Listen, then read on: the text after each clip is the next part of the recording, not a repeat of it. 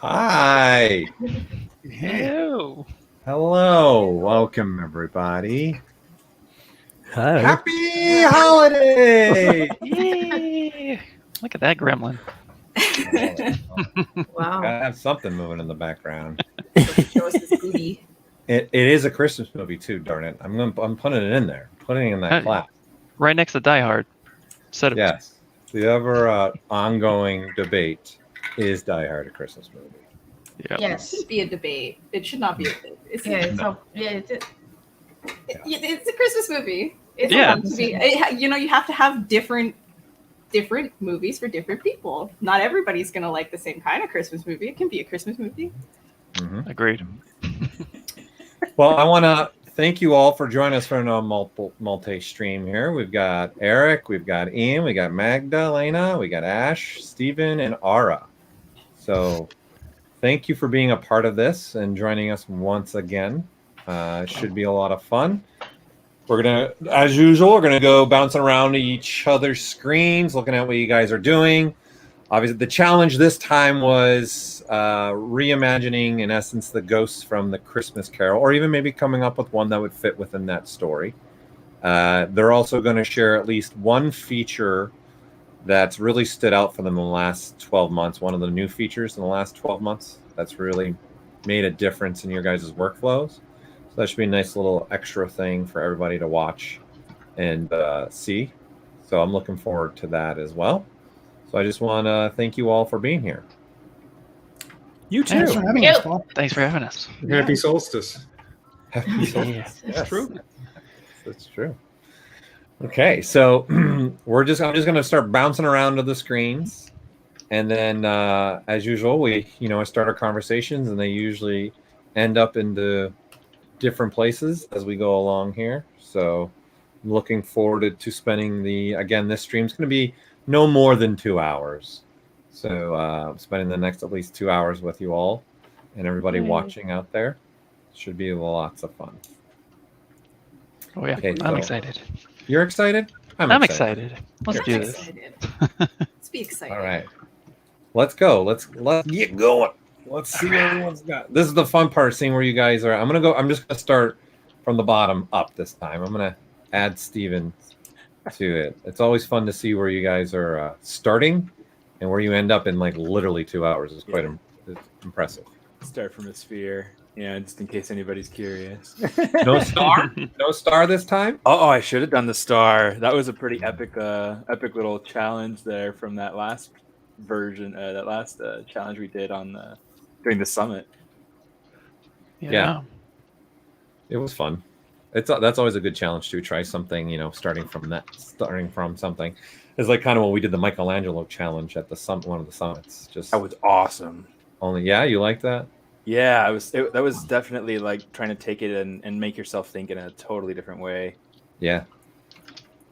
The Renaissance way, if you will. Yeah. Yeah. All right, so there's Steven. I'm just going to bounce around showing where everybody's at. So I'm going to switch to Ara now.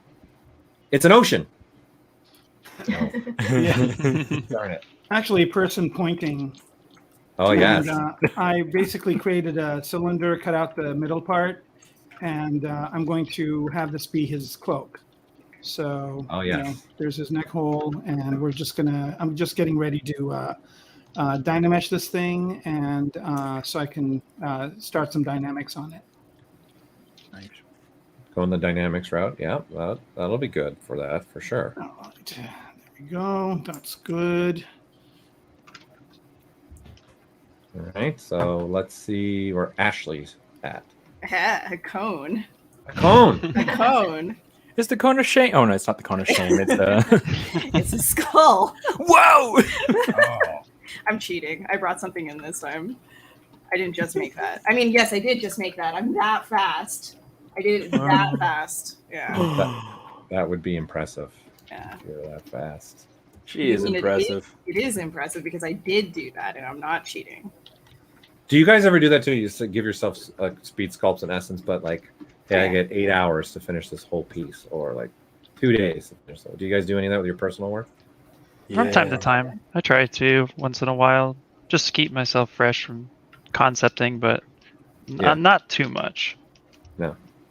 I used to do that a lot, but not now. You do, Magda? I used to. Oh, you used to. Yeah. It's I actually don't a good necessarily. idea. Oh, go ahead. Sorry, I keep trying to jump in. No, no, no, no. And people you keep go going ahead. through and having like things that they're trying to say, and I'm just like, I want to talk. No, no, go ahead, talk. No, it's just I don't ever really give myself a specific budget, like a time budget or anything like that. But I definitely go through and for instance, last year I did a character where I sat down and just just worked until it was done, and it was just a speed sculpt, but it was still fun and worked out nicely.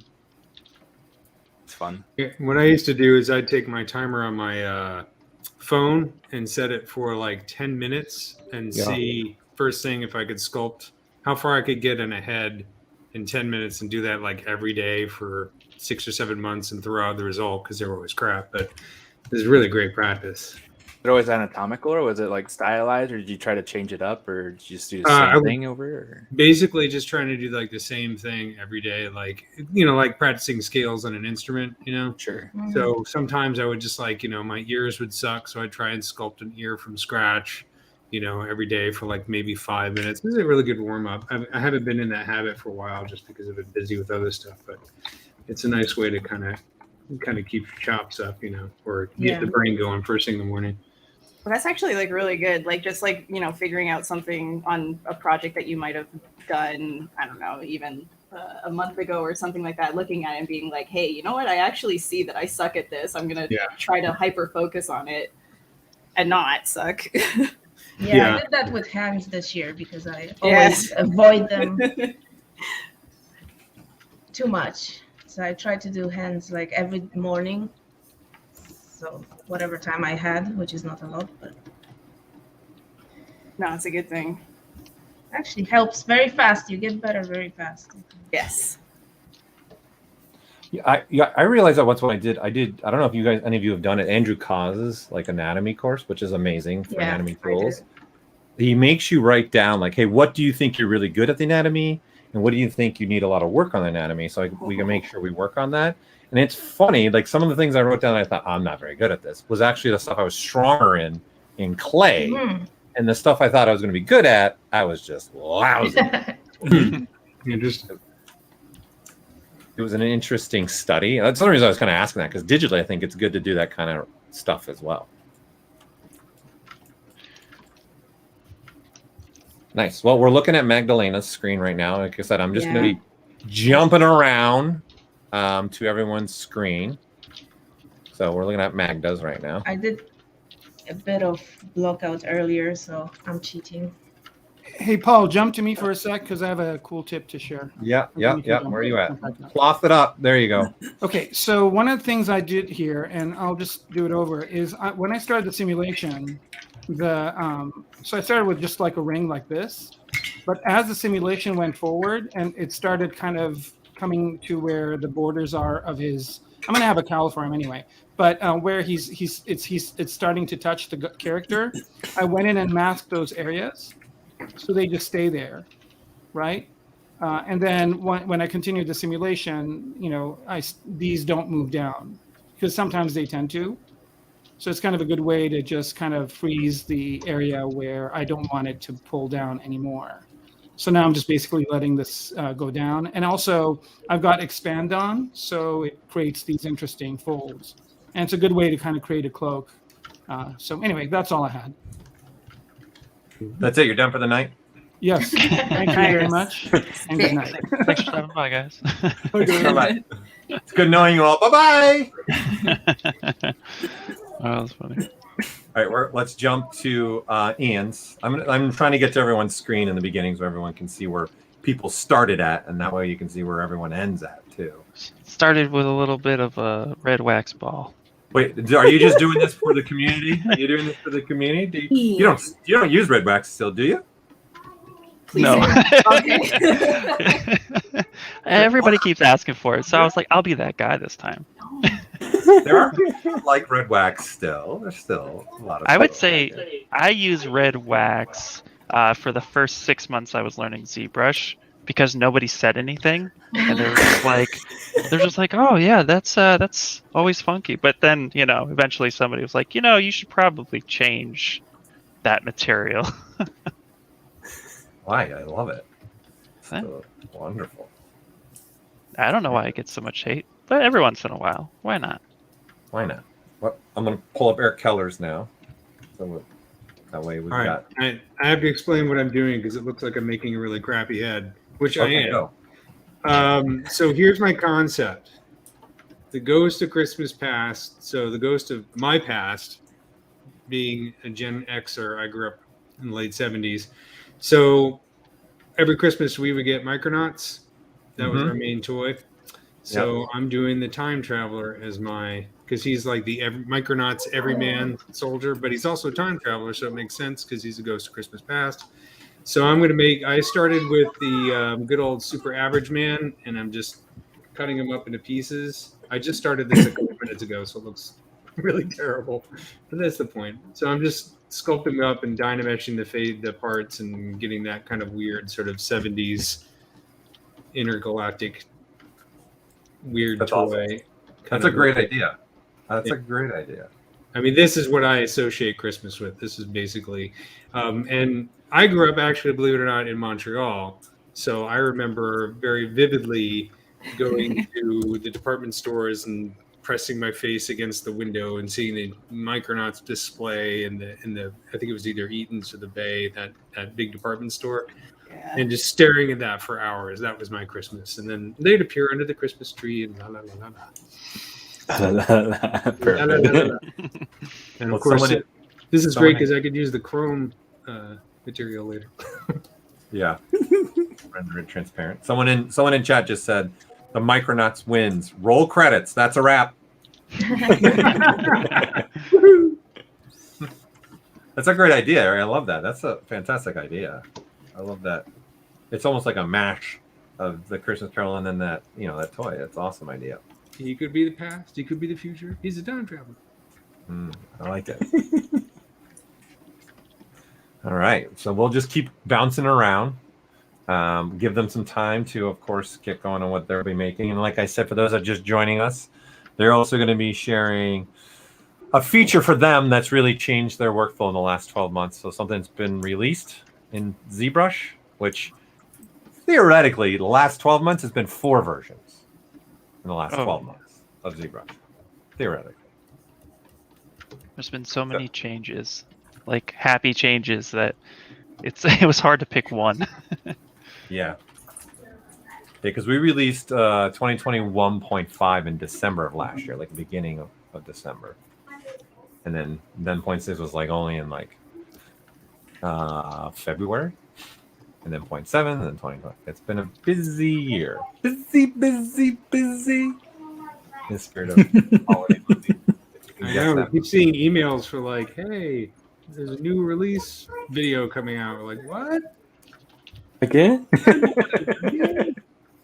Another? Yeah. It's a lot to keep up with. That's why. Listen, I've had a lot of people tell me how much they really like watching you guys do this. So number one, again, this is fantastic that you guys are doing this because I know a ton of people really have enjoyed these. Just seeing all you have different takes on stuff and sharing things. It's been a lot of fun for many, many, many people. As long as my client doesn't come in and watch the stream, I should be okay. I'm doing so we're in right now. It'll be good. So we're looking at Ian's screen again. I'm just going to cycle through the screens again. Again, they're in the beginning stage though, so. That's Slimer? Looks like him. Yeah. Doing a little bit of a play on words / mashup. Ooh. This is Magda's screen now, Magdalena. Yes, I'm trying to make a holly leaf and it's not coming out the way I want it. It's actually hard. They're so wonky. Oh, like those red berries? Is that Yeah. They're I mean, so those- wonky. Like every Yeah. bit of it is different.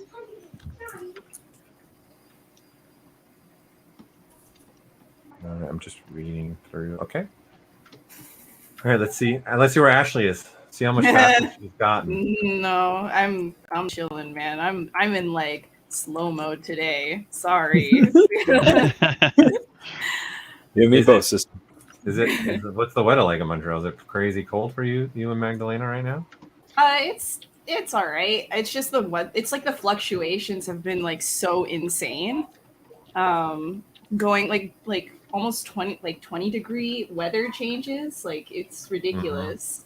Mm-hmm. So that's kind of been like making me feel weird. But other than that, I mean, it's fine. Heck yes. Sounds like a California winter. 20-degree changes. Yeah. Yeah, but it wasn't like warm though. It's just like balmy. It's pretty cold here right now. We're in the low 60s, high 50s during the day right now. We're not that warm. Yeah. The other morning it was actually about 35 degrees at like 6 in the morning. Oh yeah, we had some frost. Yeah. Wow. We do get it. It's nothing like Montreal during the winter. So we're not getting that. How long were you in Montreal for, Eric? I was there from 1976 or 77 to about 1980. So that's where I saw Star Wars Episode 4 in the theater about 25 times, and I think I saw it in French too. So my Christmases were Micronauts and Star Wars, but we always thought that the Star Wars toys back then were not very good because they couldn't bend the wrists and they couldn't bend the elbows. Yeah. Micronauts could bend the knees, and it's like, well, that's clearly a superior product. And also, you look at the evolution of toys, even just from like Oh, yeah. even early 90s to now, it's crazy the articulation. That Oh, yeah. toys. Yeah. It's just crazy. So Luke Skywalker's lightsaber was the wrong color, and that drove me crazy. I couldn't deal with it. Oh, Ara, someone's asking what your gradient icon is at the bottom of the UI. Yeah. There Oh. you go. Yeah, I get that a lot. So basically, if you go to the color menu up here, whoops, not that one, this one right here, it's just this gradient right here. And it's an easy way for me to kind of pick a gray. So that's why I have it down here. Oh, Good idea. Yeah. Yeah, that's Now, that's what smart. would be nice is if I could actually, whatever color I'm on, I could choose but I think there is one for it. I just haven't put it on. I think if I go to modifiers here, like maybe I can peel off one of these guys so that I could basically have the color range. But yeah, that's basically what I use it for. Yeah, it helps. Nice. So, Yes. you guys are talking about the weather, so I'll basically talk about what the concept is for what I'm doing, which basically is the ghost of Christmas yet to come. And it's this guy pointing at a dead planet Earth. So here we go with the, basically warning the world that if we don't take care of the planet, that's how it's going to end up. So, yeah, these weather changes and everything, these are not things that have been happening in the past. So we really need to kind of get it together. So that's kind of the concept. So I'll be bringing in a couple of planets soon. And another thing that's kind of interesting is, I don't know if you guys tried Wombo yet? Oh my god, I love Wombo. Right? I couldn't. I don't have know no idea what that is. Yeah. No idea. So it's this, where did it go? I'm not hip It's and groovy this, like you kids. It's basically this app where you just go and put in words and it generates an image for you with AI based on whatever images are there. So I put in Ghost of Christmas Yet to Come, and I got some really funky stuff. So I'm going to use one of those as the background. But I can't find the page that it's on. I'll bring here. I thought you were talking I'll about switch that. to Steven. I thought you were talking about the other Wombo app because I think they have multiple things where you literally just like put in a picture of like anybody or like any of the art that you have, and then it sings like a song. Like they have it like sing like a song. Yeah. And animate it. Wow. Yeah, so I got basically these results, and I'm going to just use these as one of the backdrops. Instead of painting a backdrop, I don't know if you guys can see it on. Yeah, I just switched back to you. Okay. So yeah, it's just, That's cool. Those are fun. right? Oh, yeah, So just basically, I don't know if I'm going to use the color scheme or whatever, because I can change that with adjust colors. But it's basically what I'm going to use. That's cool. Oh, Where'd he go? No. It's like there just happened to be some sound now. It's like what happened? It got fuzzy. His internet went no. Keep that a surprise. No soup for you. No internet for you. Well, we're at Steven's screen again now. We'll wait and see Ara can join back in. We lost him somewhere. ABBK. Let's bring it back, people. ABBK. How many people can remember that crazy little silly saying? Oh, yep. He's coming back. What is he? No, I'm just kidding. Ara, you're back. We Yes. see you. Yeah, I don't know what happened, but here we go. Okay. Kicking the cord. Yeah. All right. Yeah. So yeah, with Bombo, you can just put in words and it generates kind of an image for you, and it's like it's a dream image, and it's perfect for this. Shout out as like all in the court or something like that. When it was when like if the person who was it was able to tag all the people who were trying to go in and kick the can. I don't know. I can't remember. Like. Wait, this is a game you're talking about? This is a game. It was like these night games that we would play. It was like tag in the dark, and it was awesome. It was so much fun, but I can't remember for the life of me all the little rules, what it is that it was called and whatnot. I just remember it was fun. It was so much fun. Someone remembered ABBK. All right. Keep bouncing around here. Looking good. Oh, you guys are focused tonight. Here, well, that's the leaves coming out, Magda. It's looking good. Looks good. Coming out. Kind of wonky still, but it'll get there. It'll get there. Gives the idea. Oh, leave it alone. It's beautiful. Very nice. Stop it with the knee slapper.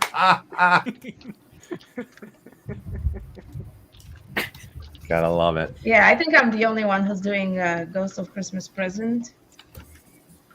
Because the present is too depressing right now. Yeah, that's true. Yeah. Everybody's doing Grim Reapers. I just really want to do a wreath. Yeah. Well, I think that's probably the two popular ones are past and future. Seems to be always the popular two of the three.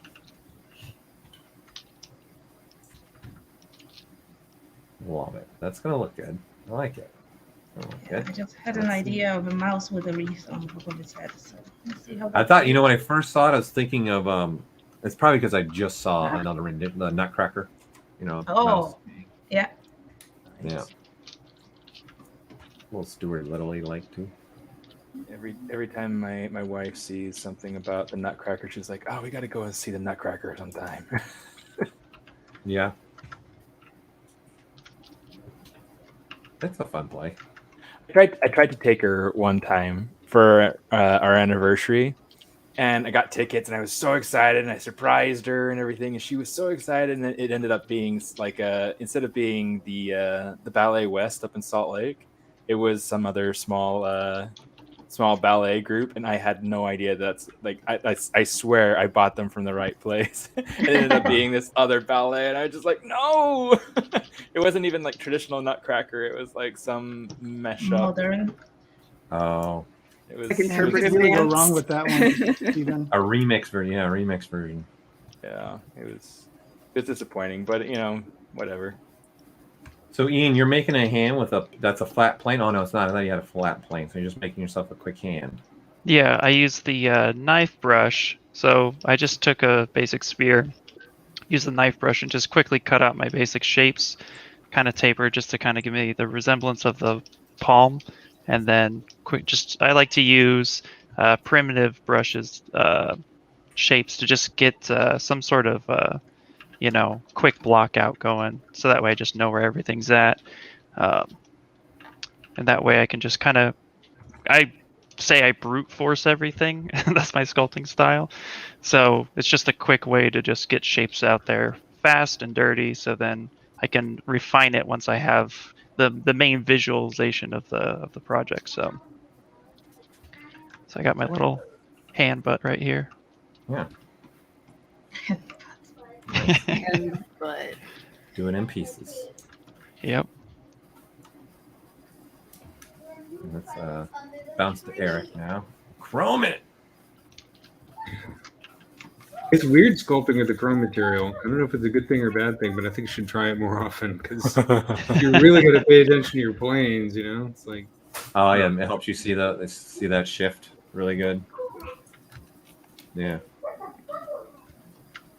It can be distracting, probably, a little bit too.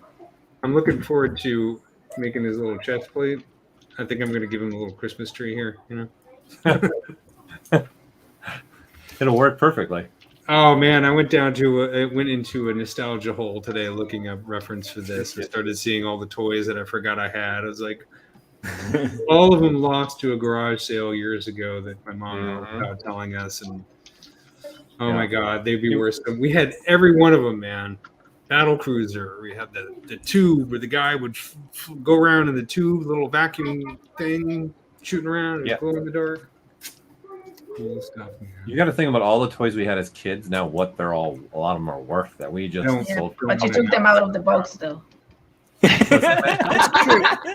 You probably bit on them and rub them all over the grass, like. You know what though? I had a Kratos God of War in the box still figure, and I just had the desire to open it, and when I did, he was like melted almost. The paint was just wet. He fell apart in pieces, and I was just like, what happened to my toy? So like instant regret, but also it's like, this is probably not good for half of these toys.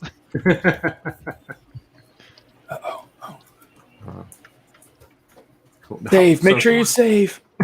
Oh yeah. True. Oh my God, yeah, That's one of those features that was added into the last ZBrush that I really love. No, I'm just kidding. That's more than a year old. That's starts honking. Was it? I don't know. yeah. I want to say that was almost like even the 4 series, like the 4R8. Oh no, that was forever ago. Yeah, I'm just joshing around because I always have a buddy who's going through and saying, make sure you remember to save, and I'm like, you're right. Well, we just get into our pieces so much. It's like we don't want to stop. No, dude, I've gotten like this really bad habit of just habit of just spamming the escape key every time. It's just like quick saving, and then I immediately regret it afterwards because I'm doing something like maybe like high intensive that my CPU can't. Like it's just like, yo, chill. I do the same. Yeah. Yeah, that was a nice ad having the escape key to cancel a quick save, especially when we're working on something large. Yeah. So I think you all. I know Ashley's on a Cintiq. Is everyone else on tablets? I'm on a Cintiq. I'm on a Cintiq as well. Oh, okay. Magda, what are you on? Cintiq. Cintiq? Ara? We at Wacom Medium, the latest one, just a tablet. I can't, I'm not really. I can do Cintiqs just fine, but I prefer a tablet just because I don't want my hand in the way. I don't know if that makes sense. Yeah, that's me too. I know a few people like that. Concept artists don't like working on Cintiq. What's happened here? No. Especially I when quick texture, saved right before this, so it's a good thing. But I'll wait for the program to respond. When you're texturing stitches, the Cintiq is not the best idea. Yeah. Because you can't see them. I didn't realize how much I enjoyed the Cintiq for when I start traveling. Then I have to use the tablet, and then I start doing things like, it's very different. I personally prefer the Cintiq for myself. Steven, you're using a tablet? Yeah.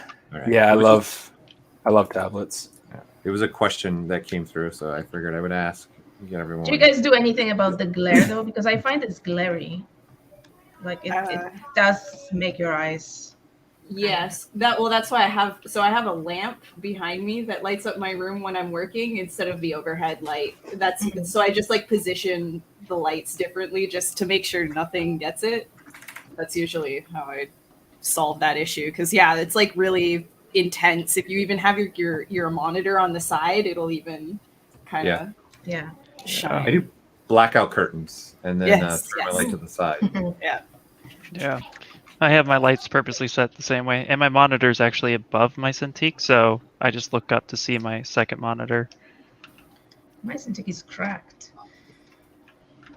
cracked into pieces, like all around the screen. So far it hasn't gone into the screen yet, so it's still working. Stop punching it.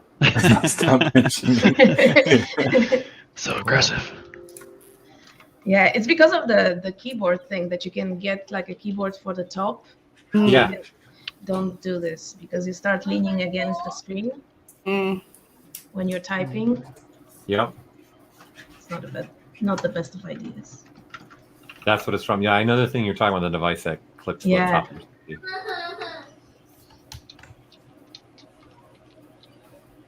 So we're back to Ashley's screen. Oh, joyous you. Get to see blobs. Blob, blob, blob. Blob, blob, blob. Yeah, I'm just kind of trying to figure out exactly what it is that I want to do because I know I told everybody else this before we started the stream, but I actually don't remember the Christmas Carol, so I just kind of realized, oh, hey, look, there's a Grim Reaper type thing. I'm gonna go with that. So I'm just kind of like, oh, he's supposed to like show things that are to warn, and I'm just like, I don't know, maybe I'll just do something edgelordy. I don't know, man. Ashley, you're one of my favorites. This is great.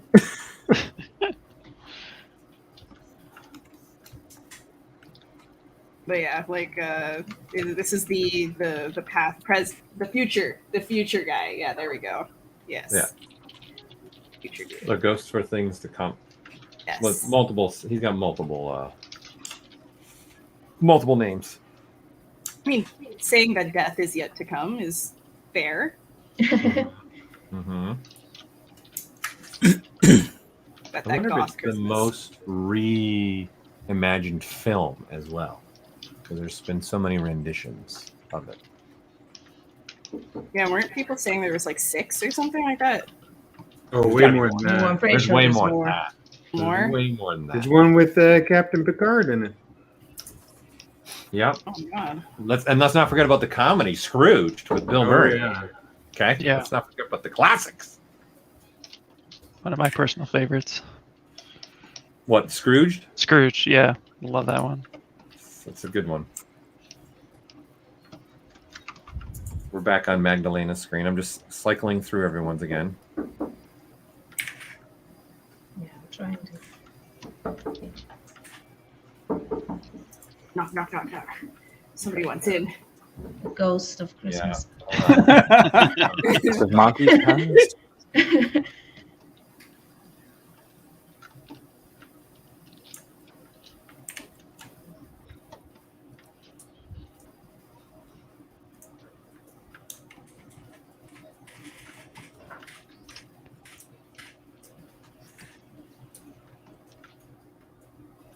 Ooh, I like the leaves though. So shiny. Yeah, Oh, it's I'm, so I'm cute. going the metal way too. It's a metal rat, metal mouse. Metal mouse. Adorable. I don't know if you guys know the Bromley Hedge. It's like this old cartoon for children, like a stop motion cartoon. Okay. And it's No, got like what? the cutest mice in the hedgerow, living in a hedgerow. Where does it come from? Where's I think it's a book for children, like a series of books. It's called the Bromley Hedge. Bromley Hedge. Yeah, I don't know how to pronounce it properly. But they're the cutest things, and I think it's the same people who did the Wind in the Willows, which is like the old stop motion animation. If you've seen that one, it's like a British, I think. But the mice are the cutest things. I have to look it up. I'm not familiar with that one. So I was thinking about them when I thought Yeah. of them. We're just cycling through them, going to Ian's now. You're sticking with that red wax. You're keeping with Yep. it, I'm keeping with it. Yep. Going strong. See how long we can go before it hurts my eyes. It's not that bad. Come on now. No, it's not that bad. It's hurting my soul just knowing that you're doing this. Oh, well, then I'll keep doing it. Yeah, thank you. I enjoy problem. the pain. Yeah, why not? It's irony, Ian. It's no, I'm just, it's sarcasm, Ian. Yeah. All right. Yeah, I'm just trying to make the cloaks right now for this guy. Oh yes. And then are you using the dynamics, or are you just going to sculpturally do stuff? I'm gonna do a little bit of both, as long as it doesn't kick me out too much. I'll try to keep it super low. Like right now, what I like to do is when I'm making cloth from the extract method, I'll kind of get a basic shape, and then from here, I'll turn thickness down to 0 because I like to work with a single-sided geometry, and that way, when I use dynamics, it'll make things a little bit easier to manipulate. And then when I get something like this, it usually comes out to be a bit of a mess. So then I'll easily come through and just either clean it up at this point, or like I see this little shape here, I'll actually go back and fix that. So I'll delete this one. Wow, screen's freaking out. Come here. Let's actually just clean that up a bit. So let's do it one more time. Is that 0, extract, accept. And when for those who are using extract method, it's hard to see, but we zoom all the way in, you'll see that this actually comes creased, and masked with a little bit of a blur. So I'll blur it just a bit more, and then what I'll end up doing is turning on ZRemesher. So go geometry, ZRemesher, and I'll turn on keep groups and keep creases, and we'll drop that to like a 2. That'll usually give you a pretty good resolution to work with. It's thinking. Nice. Yeah. I got one for you, Paul. Okay, coming to you right now. Go. So I want to make these lines here, but look at how evenly spaced they are. I'll never be able to draw them that evenly spaced until I believe in you. I'm going to use interpolate. So go to the strokes palette. So do my first stroke here, second stroke here, and then go to the stroke palette, hit interpolate. Oh, hey, there you go. And it respects symmetry too. Wow. Yeah, No. also, by the way, Paul, it's pronounced interpolate. You keep saying interpolate. I was driving this crazy during one of the ZBrush presentations. That's what I'm here for. Like, is your favorite horror author Edgar Allan Poe? No. Yes. Poe. Interpolate. Oh, I've been saying it wrong. Like coming to the realization, I've been saying it wrong too. It's just something I do usually. The old one used to be, what was the old one? Darn, I'm going blank on it right now. Shoot, maybe I'll remember by the end of it. My brother insists on saying bouillon instead of boolean. That drives me nuts. Oh yeah. So is this then? Are you using interpolate a lot, or? I have been, and it's kind of funny because it's one of those things that it's so new and so useful that there's a few times where I'm like drawing lines and trying to be careful with it, and suddenly it dawns on me, oh, it's right there. It's a new feature, But yeah, I have been using it for. I mean, this is like a super simple application of it, but making really, fancy designs. It's just really awesome. It's one of my favorites for sure. Well, this is kind of what also obviously what we're thinking of for stuff like this, repeating patterns, and then adding the ability now to have intensity change and color change as well now, and all the additions that were added in 2022 and made some changes too. So what is? Let's start with going through with what is the one feature in the last 12 months that you have now put into your workflow that you're constantly using? I think for me, adjust last and interpolate are two of my favorites. And also, all right, I'm just going to stick with that so other people can say theirs too. I have like 8 favorites. Can I say it? Can I say stager? I say stager. Can I do it? Steven. You beat you to it, man. I'll let her take it. It's fine. That's fine. Take it. Come up with another one to show, Steven. Well, let me see. I love the bas relief stuff. I think that's super cool. It's not one that I've had an opportunity to use yet, but I think it's incredibly cool. Just how clean and how efficient it is at putting in really cool details. Well, I mean, just like exactly as you see it, but then it's not going to be like, having any weird undercuts and all that garbage that you'd get if you were to try to project things on instead. I don't know. It's beautiful. It's beautiful. Yeah.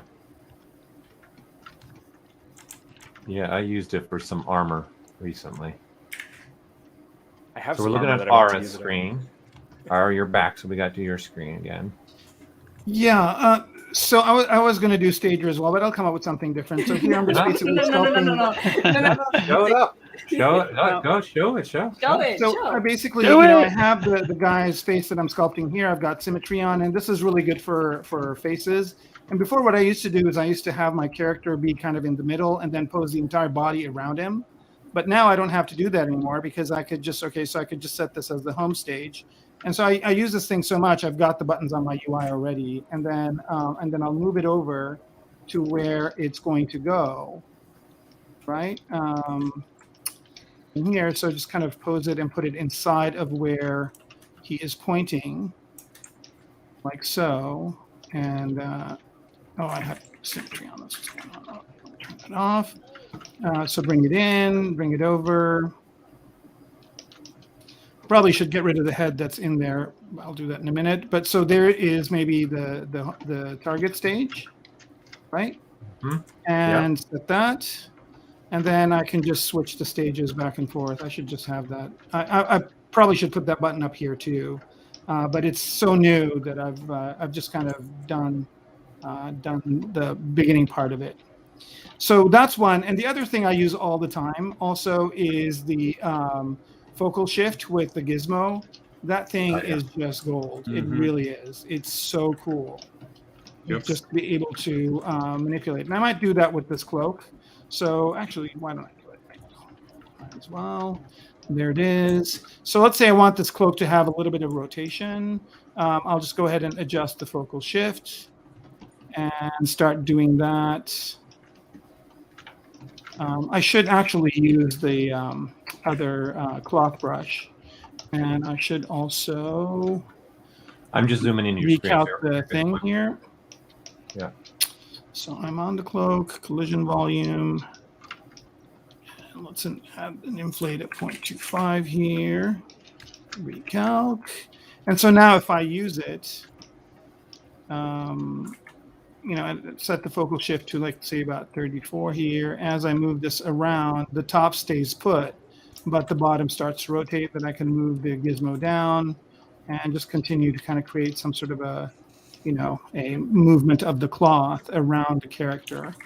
So yeah, those two features are worth their weight in gold. They're really, they're super, super useful.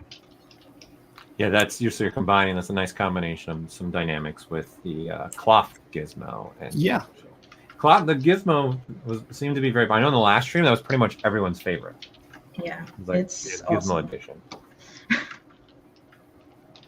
Okay, Stephen, we'll come to you because now's your time. If you want to do your stager another way or have something else. Stager is really kind of just the way that that's pretty much exactly the way that I use it, is like going through and kind of posing the face and posing the head. I don't know that I have like a way of being able to show it right this second. I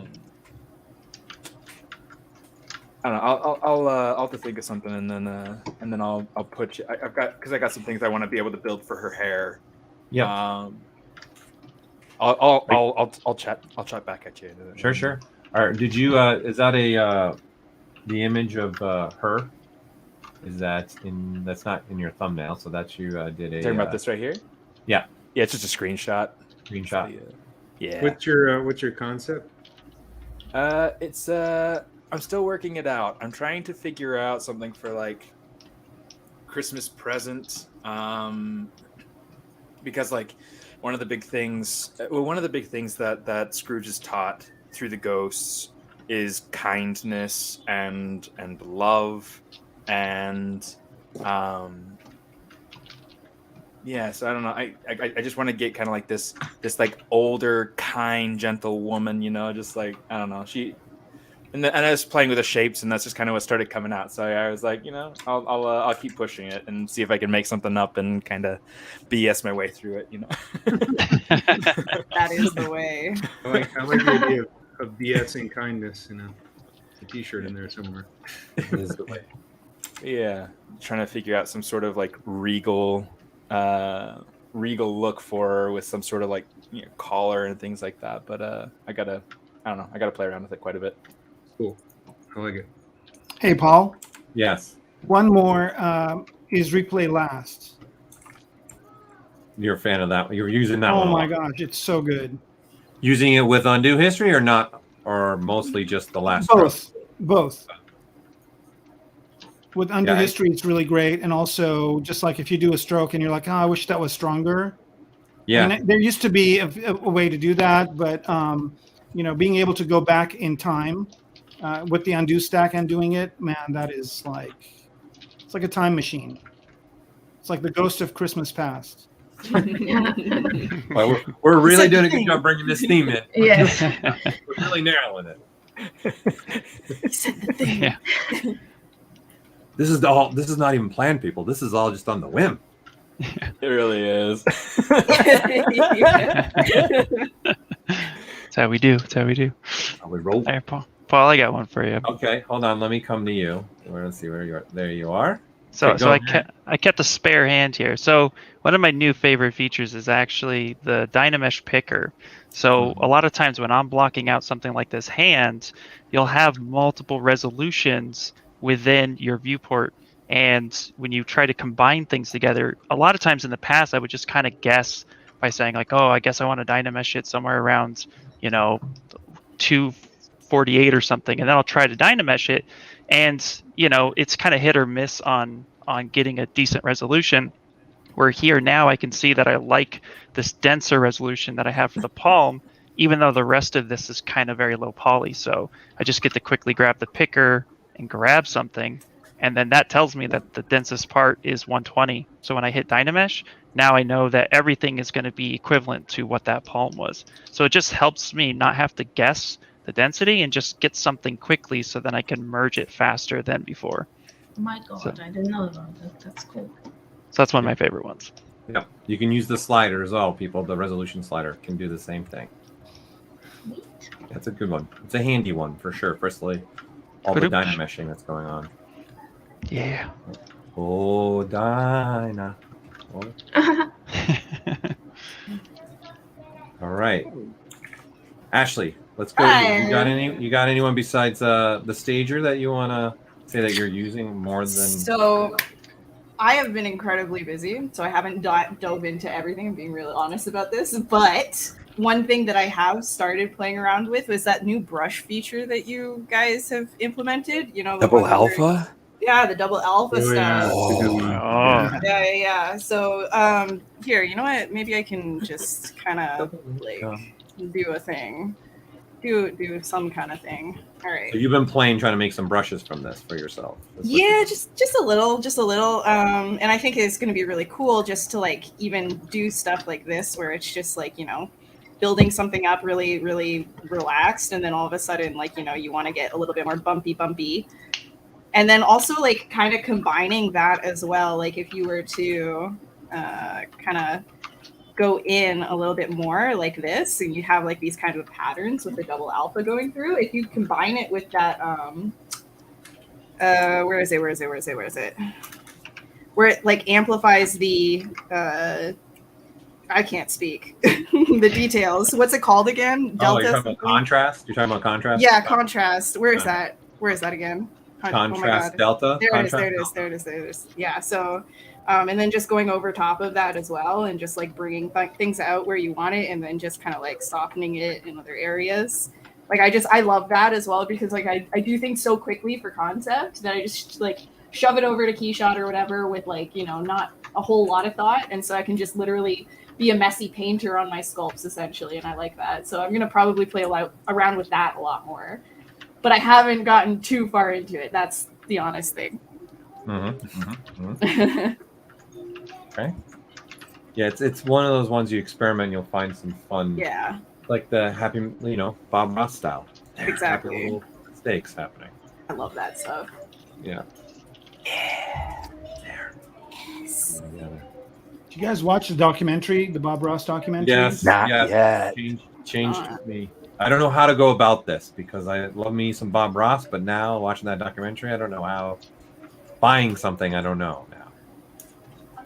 For me. Yeah. Yeah. I stopped watching documentaries on my favorite musicians for that reason, because they always start out with like, so and so is great, whatever musician, and then you have just the intro of the documentary, one person after another saying, yeah, that guy's a real jerk to me. He still owes me money. He tried to kill me. Like, we're not going to listen to music anymore. Yeah. Well, they didn't show him as a jerk, did they? I don't think. No. No, he was I'm just taking saying advantage documentaries in of. general. Yeah. I think it was Parliament. I started watching a Parliament documentary. I was like, no, can't take away the funk, man. They're killing the funk. Ignorance is bliss sometimes, I think. I would love to watch one show about an artist where there isn't some financial guy taking advantage of them. That'd be so great. You know what I mean? Like Big Eyes, you guys saw that. That was really good. That was a Just really love good the one. art. Yeah. Which one was that? Say that again. Big Eyes? Oh. It's about the painter, right? Yeah. With Rachel not Rachel McAdam, Rachel Adams. Oh, Yeah. Right? She's really good. Yeah. That was such a fantastic film. I love that one. The one about the kid that was like 5, my kid can paint that too. That was an interesting art documentary. Seeing that little kid doing all the paintings and all the things that were coming around from her. Yeah, it's an older one, but it was good. Yeah, switch to see how Magda's mouse is going. Oh, look at that. it's getting See, cute. it worked. So cute. Great. Do you have a feature that stuck out to you in the last year, Magda, that you've started using a lot more? Yes, one that actually I'm using it here. So that's a brush actually, which is the mesh project. Uh-huh. It's awesome. And for the leaves, I actually put it here. So I can quickly make a piece of, actually try to do something Christmassy. Yeah, the new masking mesh brushes. Yeah, like try a bit of an orange or something, and when you shift, I think you have to hold down shift to make it into a separate subtool too. That's if you're using live booleans. Right, yeah, We'll add it. that's it. I'm not doing that, but I always use split and mask points, so I'll just use that. And does the Nice. Yeah, so what she was doing, for those who've never used this brush, she's drawing out, and if you don't move your camera in the workflow she was doing, as you're drawing out, you hold the Alt key, it'll actually subtract from the existing mesh that she already drew out. So it's called mesh project brush. And I just usually adjust the lazy mouse because it sort of makes a very long one by default, the lazy radius. Yep. It's Which now cool. with that lazy mouse too, people can have more of like a polygonal selection that you get in like say in Photoshop. If you hold the shift key, it'll draw up straight. So you can go from a harsh points to back to lasso. And then she also brought up about the, if you use live booleans, then that brush works a little differently. It'll work with the live boolean, so that allows you to be moving around the camera and keep adding pieces. And it's just turning it into a mesh that's in a subtractive mode. So I like using it that way a lot. Also, this is the hidden Sculptress mode. Does that count for 2001? Which one? Sculptress Pro hidden. Yeah. That's the best thing in hidden. I'm trying to remember when that one came out. 2000. I think it was the first version of 2001, which was probably 21. I think that was in 2019. I don't remember now. It's all bleeding. And then the blimp of the virus has got my ears all messed up now.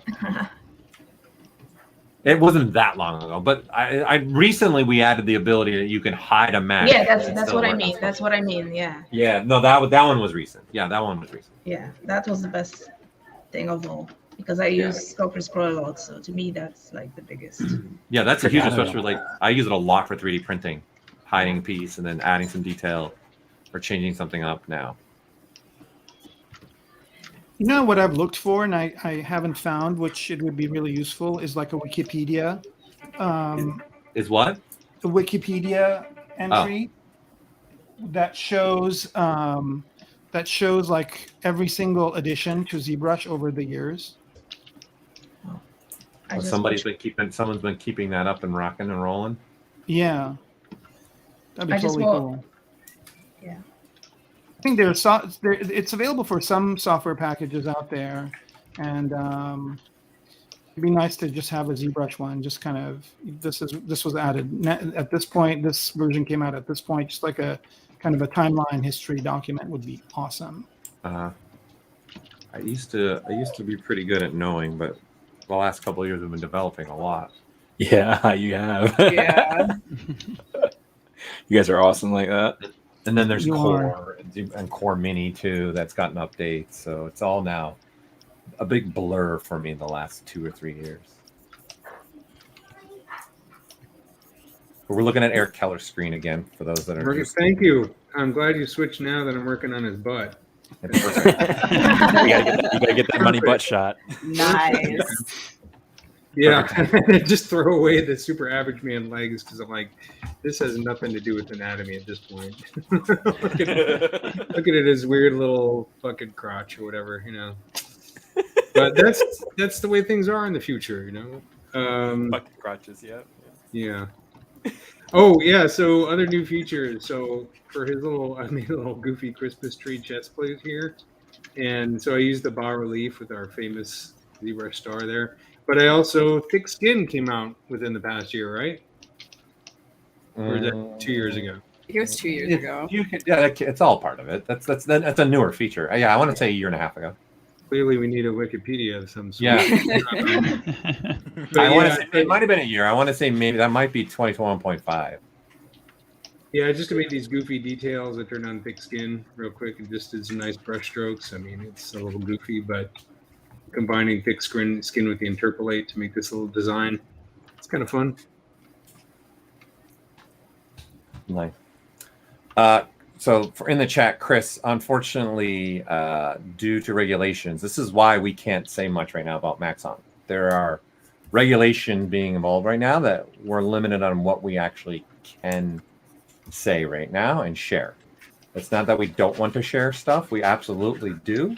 But there's regulations involved that we're not able to by law, right? So that's why we can't really talk about the Maxon. All we can really say is what's been already posted. But obviously, as the months and the days and the weeks go on, we will be sharing everything with you, the community, so you guys can stay afloat of what is happening and what's going on. Sorry, people were asking in chat, so I just wanted to let them know that I saw. That's fair. I think that's great of you to go through and kind of be willing to keep everybody as up to pace as you can, you know. Yeah. It's and you know, I understand it being, you know, super hard, you know, trying to wait to be able to talk about things, and anybody who's had NDA work is the same way, and yeah. Crazy. So I'm going to keep cycling through the page. We're at Ian's. I'm just going to take a look at the chat again and see.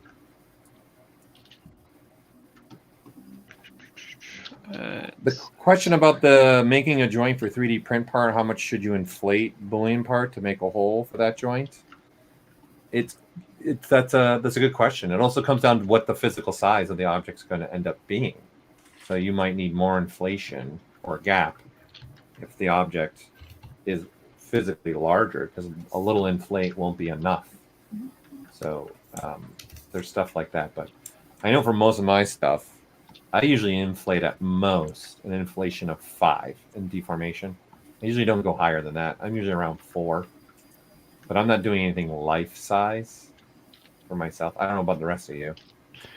I'll usually do. I'll usually set my scene, and I'll do an inflation of like 2 or 3 typically.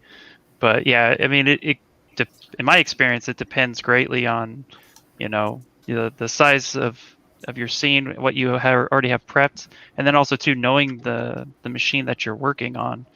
Every 3D printer is different. FDM shrinks more than some resin, so materials. There's a lot to consider, but definitely like trial and error helps out a lot too. Well, then it also depends on if you're using ABS or oh shit, Resin. I'm forgetting the other type Resin. of. Resin. Well, just thinking about the FDM style Oh. printers, you get you get the ABS, and then you also get other types PLA. of plastics. PLA, HIPS, PETG. Those are the common ones. Yeah. So it really just depends overall. What KMFDM? Yeah. So someone bring up Core Mini, so I want to take this time to let people know Eric Keller's done a bunch of videos on Core Mini of him working in it.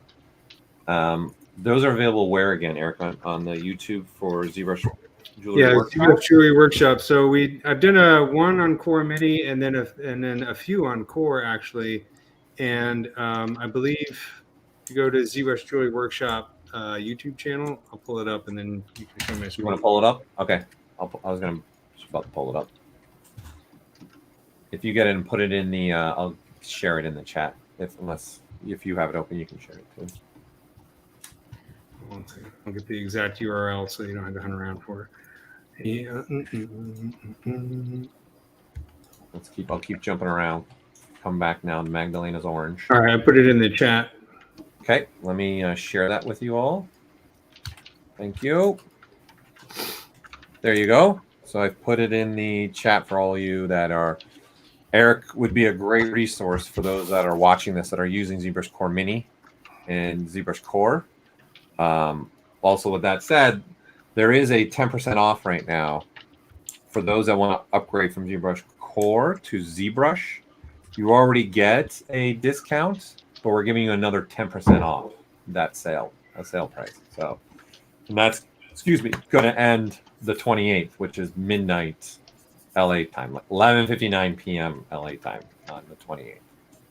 So, for those that are using Core right now in Core Mini. Thanks, Eric. It's a great resource. Yeah, it's a cool program, especially if you're just getting into ZBrush, because you can really just focus on the things that you to get a really cool sculpt out. You can even export for print and everything, and it's a great way to get into ZBrush, and then you can start to expand on your skills when you get to the big real thing. So it's a great gateway drug, is what I'm saying.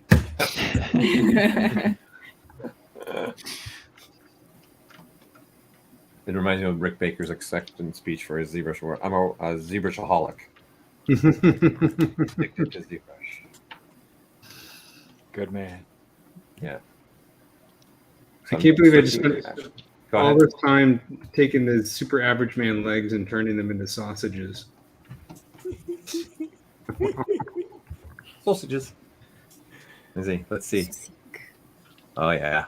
There you go. Whoa, look at all those brushes. Yeah. Whoa. That's Tomas's fault. He's like, you gotta get all these brushes, and I put them all on my computer. I'm like, now I can't see anything, man. Gotta use that XMD now. Yeah, I just started using that. It's so useful. I can't believe I've gone this far without using that. Oh, I haven't tried it out yet. Yeah, it's great. I can tag it. You can tag it for projects, right? Tag a bunch of brushes you're using for a project. You can search. Yeah. You can you can even make comments on brushes. You can search by those comments and stuff that you're making about the brush. Stuff like there's a lot you can do in it. It's pretty awesome. Very strong, powerful plugin. What's funny is I was starting to go in and just create a folder structure and organize my brushes, and then I'm like, let me give this thing a try, and then I'm like, I don't need to do that. I just pointed at the folder, and I could just search for everything by name. It's really, really. If you guys haven't used it, yeah, I haven't tried it yet, but it sounds good. Yeah, it's very powerful. And then he updated to version 3.0 now, so and gave some more free brushes too in that pack since we added it in the UI as a quick button. It's called XMD Toolbox. It's in your file. So here, I'll put it in here. It's in the file menu. You'll see now there's a button to open it. And if you don't have it, ZBrush will tell you you don't have it installed. And then you got to go and install it. So the best thing is to go install it first and then launch it. And it's going to ask you what ZBrush do you want to launch it into. You can go do that and then hit the button and it automatically will launch from that point on in the file menu. Cool. This is going on my UI. Awesome. Did not know that. Didn't know about it either. There you go. Another new feature from putting it out there. Not really a new feature, but a new addition, I would say, to the ZBrush UI. We're looking at Ashley's screen right now. Oh, I'm sorry. Hello. No, you're good. I am painfully posing hands. I always do this to myself. I say, maybe you don't want to do hand poses on stream because it takes so much time. And then I end up doing hand poses on stream. And yeah, it's going to take time. It has to be pointing though. Yeah, that's yep. Hey, Paul, you had a really cool way of posing fingers that was really useful. And I think it used the transpose line. And for the life of me, I know it's in a video somewhere. I've been meaning to find it. Since I have you here, I wonder if you remember. Wait, you're asking me? I am. Okay. I remember he was talking about using the gizmo with the fall off for posing fingers. Yes. There's also the trick with Ashley right now. You could actually mask out both pieces without using the lasso. Is that the one you're thinking of, Ara? No, I thought there was a kind of a way with the transpose line, and there was like one of the buttons when you used it. It was really if you use the Alt key, then it'll actually use the circle as the pivot point, and so that's better because then you can actually put the circles at the joint where a joint would be on a finger, and then turn from there. Can you show it? Yeah, let me. Please. Let me get something up. Pretty please. I think that's the one you're maybe thinking of. Yep. Hold on. Let me grab something. Talk amongst yourself. Coffee talk. All right. I had to think myself, what's he saying? Yeah, I know. the Christmas or the holiday SNL this week. Oh, I didn't watch it. I did not see that. Man, because the it crew was was really small. sad because they were planning on doing it, but they ended up sending everybody home. So it was like just 4 or 5 people doing the whole thing, and like they played stuff from the past. It really kind of. Oh yeah, poor Paul Rudd, man. It was his fifth time. I know. It's seen on his face too. He was like, "Oh man, I am the sexiest man alive, and yet I can't even." Yeah, seriously, that's the worst thing that happened to him all year. Fuck that guy. Wait, sorry, no, that's it. I can only joke around about being the sexiest man alive with 5 people. What?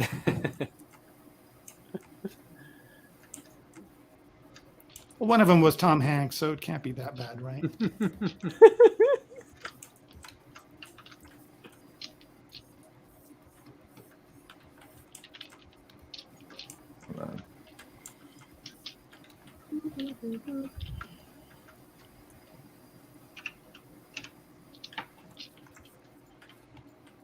Mike's in the way.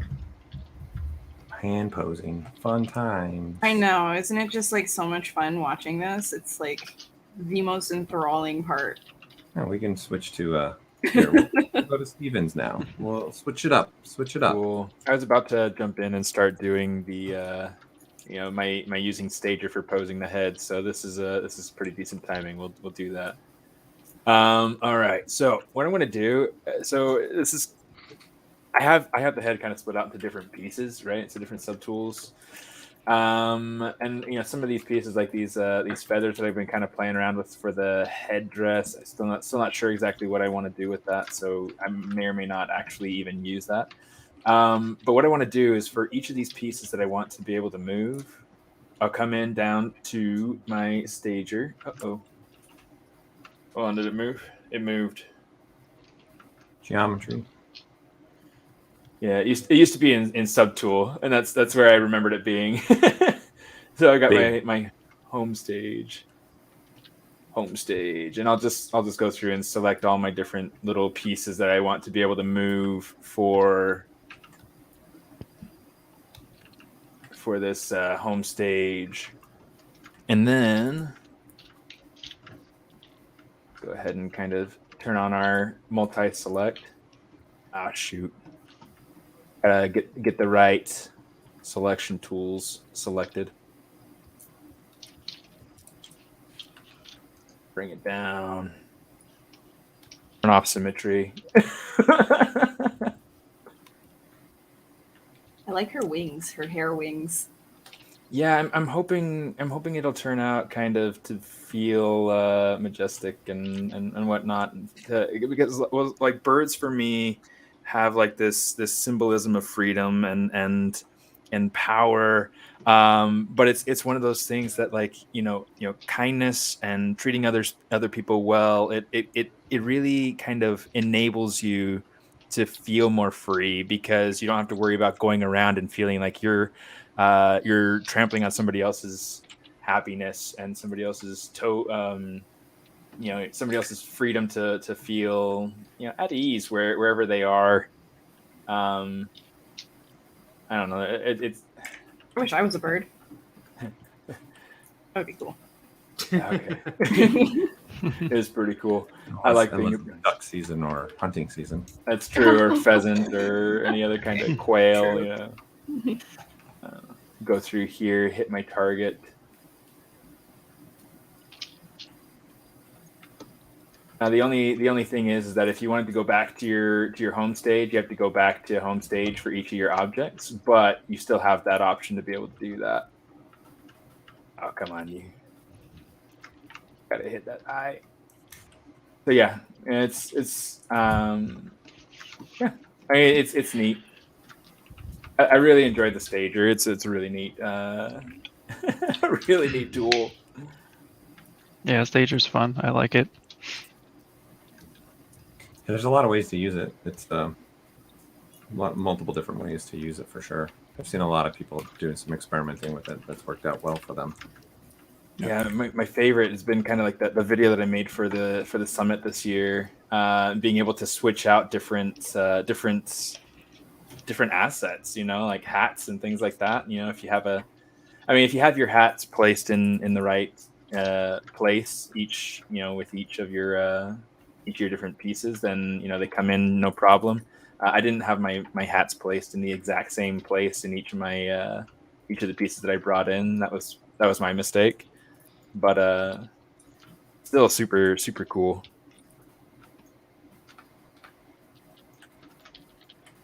Question actually about Stager, because I didn't get to try this yet. If you were to create home stages for everything and then go into Transpose Master, does it retain that coming back or no? Should. Yeah, well, you can even technically you can there is also an option in subtools that allow you to put everything to home target, to all to home and all to target. Mm-hmm. And then the copy and pasting, you can copy and paste now as well. I forgot and about then you can also copy and paste across all the subtools with the subtool master.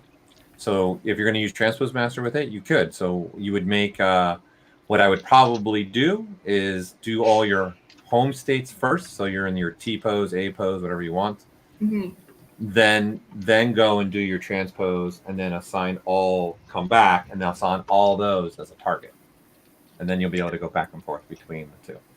But then would you be able to Transpose Master again, or would it just kind of then that might be too much, right? You can Transpose Master again, because you only have, in essence, two states. You only have a home and target. Right, okay, and then you have to can't keep. For what you want to do would be better off turning on the layer option with Transpose Master. Yeah. And then everything that goes over will come back and give you a new layer of that pose, and then you can go turn all the layers off and then send it again, and then get a new layer. So you'd have multiple layers of multiple poses. That'd be the better way to go about it, because your your stage has only got 2 stages. That's it. You can't keep saving more and more poses. Yeah. Okay. But technically, the workflow you're at, there is a workflow for it. Yeah. I'm gonna try that. Right. So, for example, you could take one. You don't even have to have all the targets. Just have everything have home targets on everything.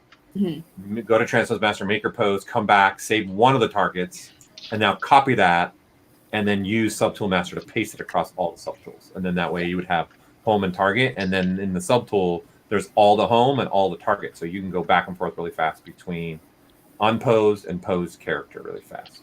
That makes sense. That would be the one workflow I would do with that. But the other one, I definitely, we'd use layers.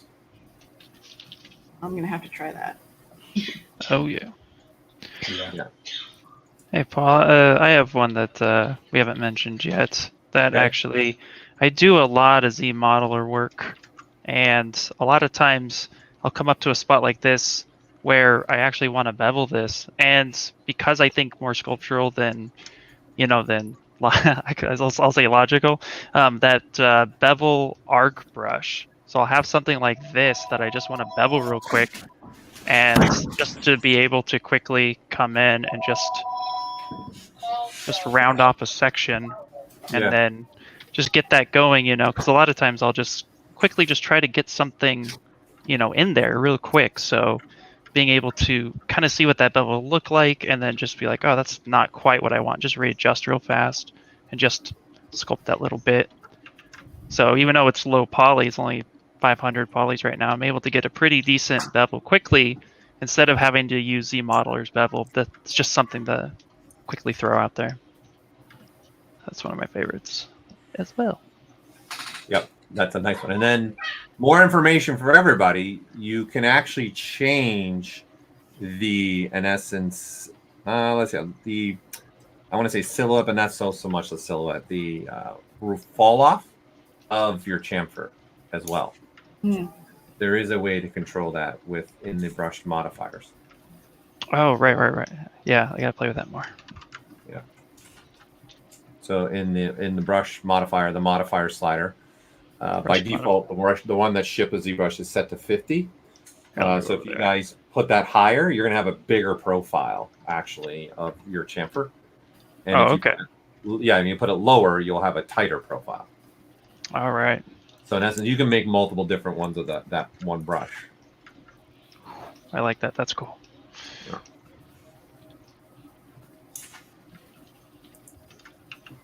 When did that one come out? Was that at the beginning of 20? Yeah, that was I want to say 2021.7.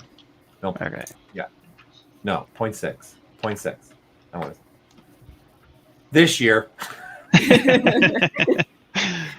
It's one of those two. I can't remember now. It was this year though. So many. So much has happened. Yeah, there's a lot going on for sure.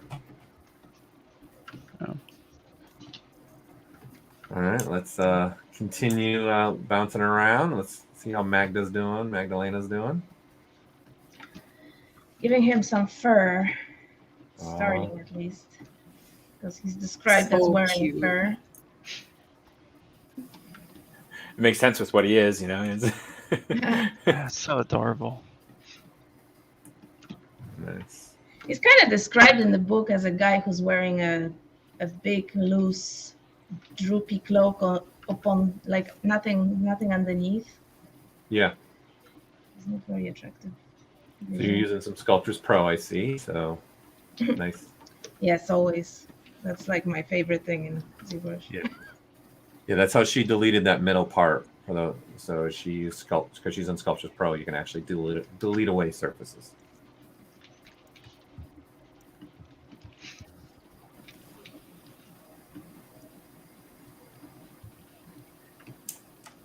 Nice. All right. Continue bouncing around. Go to Ara. What do you got here? Are you doing like a plant? So kind of a cool thing. I have a file that basically I have the moon and the earth as and because I use them all the time. So basically, it's just a polysphere, and then you go to the NASA Visible Earth project, this site right here, and basically they have texture maps and displacement maps for the Earth. So I just brought those in, and I'm basically making the Earth look like it's the moon, and it's all the water's dried out, all life on it is dead, and it's got a bunch of craters now, like the moon does. So it's basically going to be, and I'll just go to my composition here. You and Eric really have switched today. What's that? You and Eric really have switched today. I'm pretty sure that I learned about that site from Eric. So yeah, basically he's just showing, this is kind of the state that the planet's going to be in. Our beautiful blue planet's going to be in the state if we don't do anything about it. So that's kind of what I'm doing. And I'm using, speaking of which, I launched XMD and did a search for a crater. And of course there are crater brushes. So I'm just popping those on just randomly. And also another thing I did is I set up a timeline where I've set up the camera. So this is going to be my render cam. And I also brought in the background. So this is the image from Wombo. So did I show the images from Wombo? It's so weird. Like it's very esoteric. So I'll be taking this and then let me choose it. And so I just basically painted this on a plane. So I just put this on a background on a plane. And then I'm going to go into adjust colors and let me frame it. So this is kind of what it looks like, but I don't want these colors right here. So I'm going to go ahead and just play around with the colors because it's kind of a space scene. So I'm going to adjust that a little bit, adjust the hue to something kind of more apropos, because this is all coming to Scrooge in a Dream, right? So I just thought a dream background would really add to the to the whole thing. So kind of set. So this kind of adds a kind of psychedelic, dreamy kind of background to the image.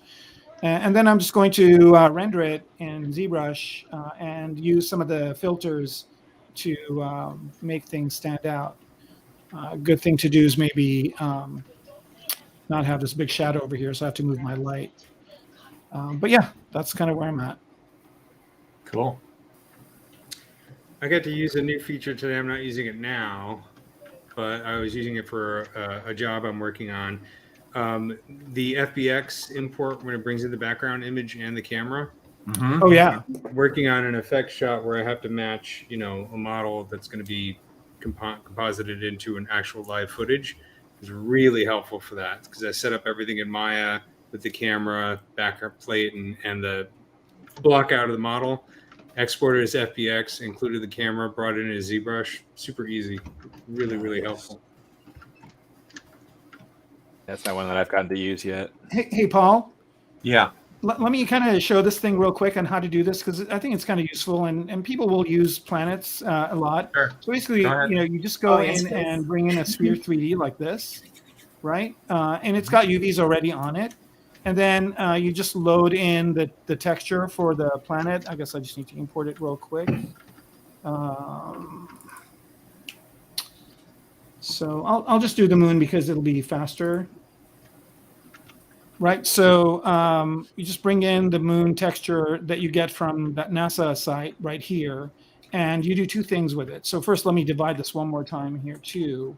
And then you just go to texture map, and you use that texture map. And then you also go to displacement map right underneath. Oh, I didn't make it into Polymesh 3D. No worries, here we go. Make Polymesh 3D, same thing. And then go to displacement map, which is right underneath it, and use that same thing as a displacement. And then you can choose the intensity of the displacement to basically just get a moon like within seconds. And that's it. That's all you got to do. Let me just, actually, if I switch to this material, it comes out better. Here we go. Right. So there it is. So. Wow. It's pretty cool. It's cool. Yeah. That's so cool. Right. And you can do the same thing with Earth, and you can also get the texture map to color it. So here, if I want the color to be on as well, I can just basically do a poly paint from Where are you? Poly Polypaint from texture. There it is. I guess maybe I need a few more subdivision levels on this guy. And maybe I think this material might be, go back to basic material. So I've got this, and let's apply the displacement map too. So you just basically say, okay, so did I pick the right one? No, I didn't. Oh, okay. So with the displacement map, you got to load it. So if you have the texture, so here's the texture.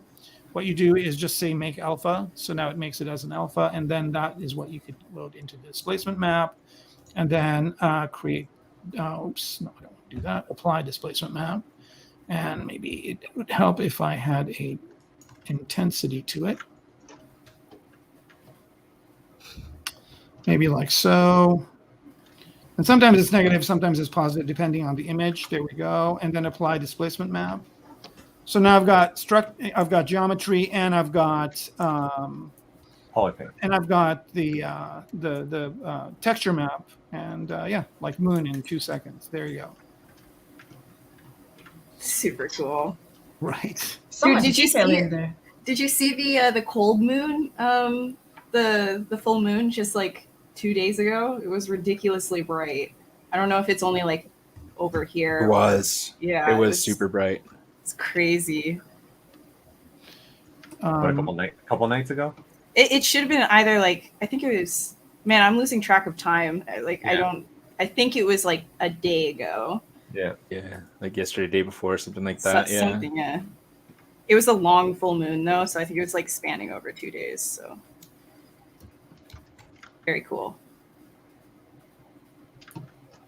Nice. Thank you, Ara. Good trick.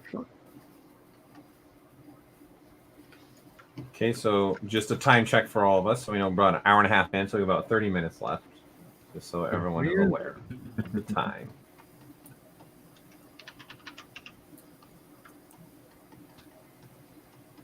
Steven, yeah, I love what you did with the hair, with the wings, and incorporating some of that now in her clothing.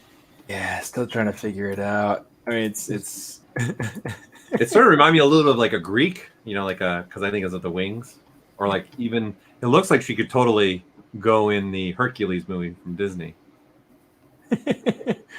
Maybe a little bit. Yeah. That's the gospel truth. Yeah. Yes. Nice. Nice. Ooh, save check. I forgot to save. Yep, I just saved mine too. Save check. In fact, this is an opportunity where I'll probably try to use the focal shift, play with that a little bit, and get a little bit of warping in there.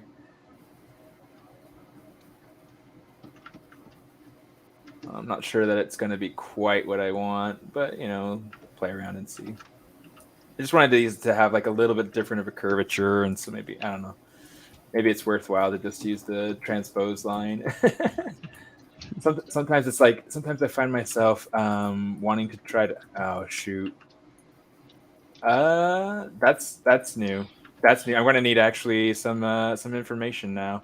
Because like usually I'll go through and I'll like, you know, hold Alt and I can, you know, like bend these things out. Is it working the same way as the gizmo? Your focal shift's got to be at 0 now.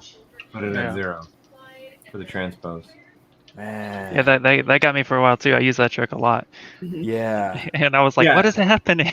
So in essence, that's what the gizmo is doing now, right? So you can do that same thing with the gizmo. So you put the gizmo at 0 to do the same thing.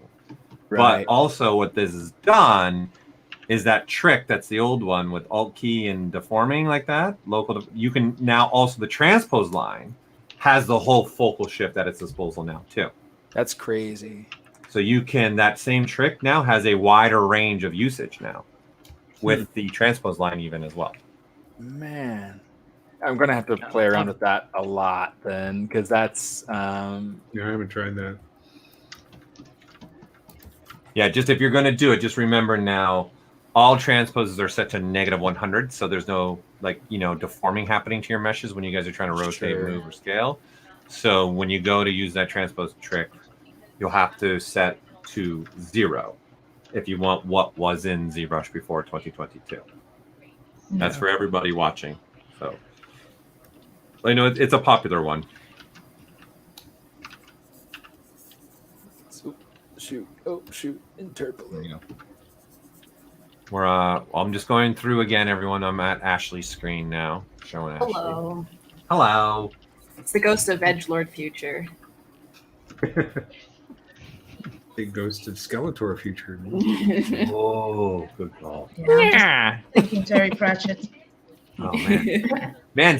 You know, speaking of He-Man's coming back strong. Have you been to a toy store recently or like Target? He's everywhere. In Now. some Yeah. cartoons, there, though. yep. Yeah. Yeah, the cartoon show put him right back on the map because I was shopping with my daughter for a birthday party we were going to for a boy, and we were in there. I'm like, man, there's a lot of He-Man now. This is great. And they did the retro ones too that we grew up with. So, Those are so just weird. like you said, Eric, memories flooding through. I know it's weird, isn't it? You're like looking at pictures online. I'm like, I remember what the toys smell like. You know? Yeah. And you remember the little nuances of some of the toys? Oh, I remember when this wouldn't work, or it would do this or that. But there was a Micronauts toy, one of their sets where you basically had these little white squares and you attached them together to build little things like dodecahedrons and stuff. And I spent so much time with that, and I was looking at it today. It's like, oh my god, that's why I'm into poly modeling, because I was doing all that. It's like primordial Z That's modeler, funny. man. That's funny. Yeah, you were doing it. Yeah, that's true. Coming together. Looking good, Ashley. It's looking good. Thanks. Let's continue. Let's go to Magdalena. The little Z-sphere. Yes, I want some brunches. Oh, that's the way to do it. Yeah, it's the best. I mean, I'm pretty sure there is other. Yeah, but sometimes the I'm still old school. way is the right way, or the faster way. Then just probably fiber mesh some like spruce things. Yeah, fiber mesh is definitely a way you can do it. Or just Sculptress Pro with a little snake hook. Right. Yeah, that's the easiest way. Well, I haven't thought of that. Next time. Yeah. For those watching, who's still using Z-spheres out there? I'm intrigued. I use it all the time. Yeah? Yeah. Do it when I think about it. I'll be like, I need something, and then I usually, like, when I try a branch like that, I'll start like with a sphere, and then I'm like, what am I doing? And then I just go straight to Z-spheres. So it takes me a second. A little slow like that. You know what's cool about Z-spheres that people forget is you don't have to use it as Z-spheres. You can put other objects in between, kind of like the Yeah, Mac. that's true. And it's really a nice way for me to kind of concept out a Mac very, very quickly. So I love it. Yeah, Yeah. but we go even older, Z-Sketch. Yeah, yeah. Oh my god, I tried to remember how to do it last week. Oh, Totally Shift forgot A how you- is the shortcut. Yeah, Yeah. I had to check. Yeah, you just Shift A is the shortcut, but it's right by the adaptive menu. And then you just start drawing Z-spheres out. And then it's free. It's still plane dependent, camera plane dependent, but you can move them around after the fact too. That's a good way to get something. I've seen a lot of people use it for like water as well, like water drops and stuff like that, because you can start separating the Z-spheres individually. Right. Oh, chocolate. I've seen chocolate. Yeah. Yep. It was very popular for stuff like that. Yeah. Yeah, there was some ads that people were doing with ZBrush. They were using it to do something like that. Yeah. Or billboards. There was a person that made billboards, and they used Z-Sketch to do a bunch of the stuff for the billboard. That's cool. That was like, oh man, like 10 years ago, I think. I think at least the image I'm talking about was like 10 years ago. I think. Looking good, Magdalena, though. Let's see how Ian's doing. Hey, so this was my idea. Slimer's dressed up as Ghost of Christmas Future, telling the world where you're going right there. Instead of a grave. Instead of the grave. That's your future right there, buddy. He's going there. I knew as soon as I started, I bit off way more than I could chew, but I was like, we'll just get the concept out as much as possible. Right now I'm just trying to use his build his teeth up a bit. Get his gums in there. Where are we? Deformation. Gum gum gum. Yep. Gum for the dum dum. I find that like for I always go with the Ring 3D and just cut that sucker in half, and then boom, you have gums like almost instantly. I don't know. It just seems like a really cool tool for that. Mm-hmm.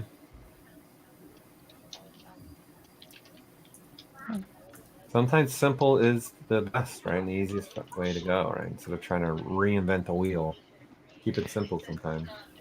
It's funny how like easy it is to want to reinvent the wheel, though. Like I know sometimes I'll complicate it way too much than I need to, you know, and so I'm just like, let's just stick with it.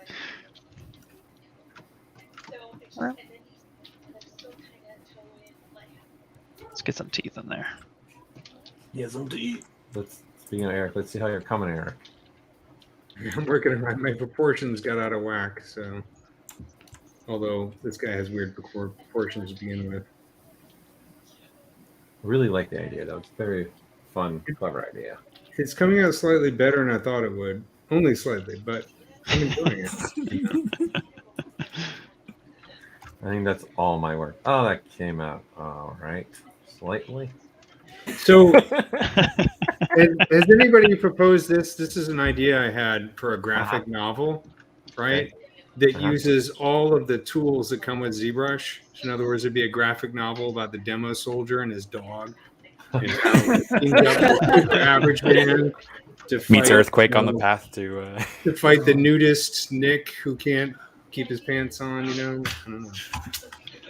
Yeah, you'd have a lot. There's the mechs too in there, and oh man, it would be an awesome graphic novel. We need to get on that, man. the story of finding the screwdriver. The giant lady head. Oh, we should do it. And then the girl in the swimsuit. There's so much room for character development there. There's a whole zoo in there. Oh yeah, there you go. Run into the G-sphere jungle, and it's like, no. Julie goes to the zoo. Julie goes to the zoo. Used to be the story about how the demo soldier got his pants back because he's not wearing any pants. Earthquake took him. That's where it is. Earthquake. Yeah, there you go. That's a fun idea. There is a lot in there now. There's a lot of meshes in there, so. Another challenge. And also, actually, today's the 21st. The Discord crew, speaking of challenges, we're doing a Christmas ornament challenge on Discord that's ending today at midnight. Oh, nice. Yeah, they all made a little challenge, and the Discord monitors are going to pick out a few, and I'm going to maybe see about getting a couple of them printed it out for the people. Nice. Yeah. Ooh, I wanted to point out something. Sure. Circle knife. This one, nice circle, man. Yeah. Great example of using it to cut out a perfect circle. I didn't say it was a very long tip. That's the whole tip right there. But pretty cool. It was just added though in this version in 2022. There you go, a new one. Yeah, the knife brush is a big one for I think a lot of people. It's changed the way the workflow for many people. Well, especially since when you use a knife brush, it creates new and usable polygroups on the fly. So it's so much easier to Z-remesh and it just works. Yeah. With kind of what you see is what you get kind of a thing now. Although I've discovered that like it hasn't replaced slice curve for me just yet, just because I love like I can kind of show what I'm talking about. One of the things I love about slice curve is if I want to add new edge loops to something. Oh my gosh, what's happening? So if we just go to, if I want to add new edge loops to this, then I'll still use slice curve, mask off the area, and then add edge loops wherever it is that I want it. And I find that super useful. And I kind of discovered that right when knife curve came into it. And so of course I tried it with knife curve, and then I just yeah, so I love Slice Curve for that function. So it hasn't quite gotten rid of it for me, but yeah, I think it's really good. But knife curve is awesome. The slice stuff is pretty strong. There's a lot of usage for it. I use it a lot myself. Yeah. But that's a good tip, letting people know that you can mask off your mesh and it won't change. It'll still slice, but won't make new polygroups. Yep. I think you showed me that, Paul. Did I? Yeah, one of your streams. Maybe. I know I've shown it before, multiple times.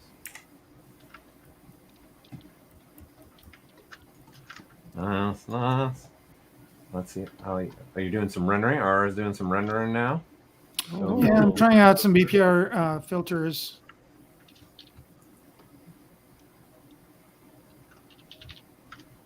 You're going for like a trying for maybe a tune more look is what you're going for. Yeah, I'm trying to see if that adds more to it, or if it's I can add some certain elements from a tune look. I really kind of like this pencil render kind of look, but that's one option. But yeah, I'm just going into it's just really cool kind of. It just gives you some ideas, and I do have time. I'm almost done with my thing, so I can just try out and see if I get like an interesting look, and I can just use that as a layer. Yep. But it's just amazing, like, where each one of these takes you. Yeah, you see things that you didn't think about sometimes. Yeah. This was fun making the filters. I started loading old models and just I wonder what this will look like. Yeah. Yeah. Yeah. I had fun with it. Like, that was pretty cool. The painting one that Pablo Yeah, made. yeah. Pablo's, yeah, this thing's really good. Like It looks- oil painting. Yeah. It's almost like dreamlike. Hey, Paul, do you know if anybody's done a children's book with, I know there's graphic novels done Yes. with ZBrush.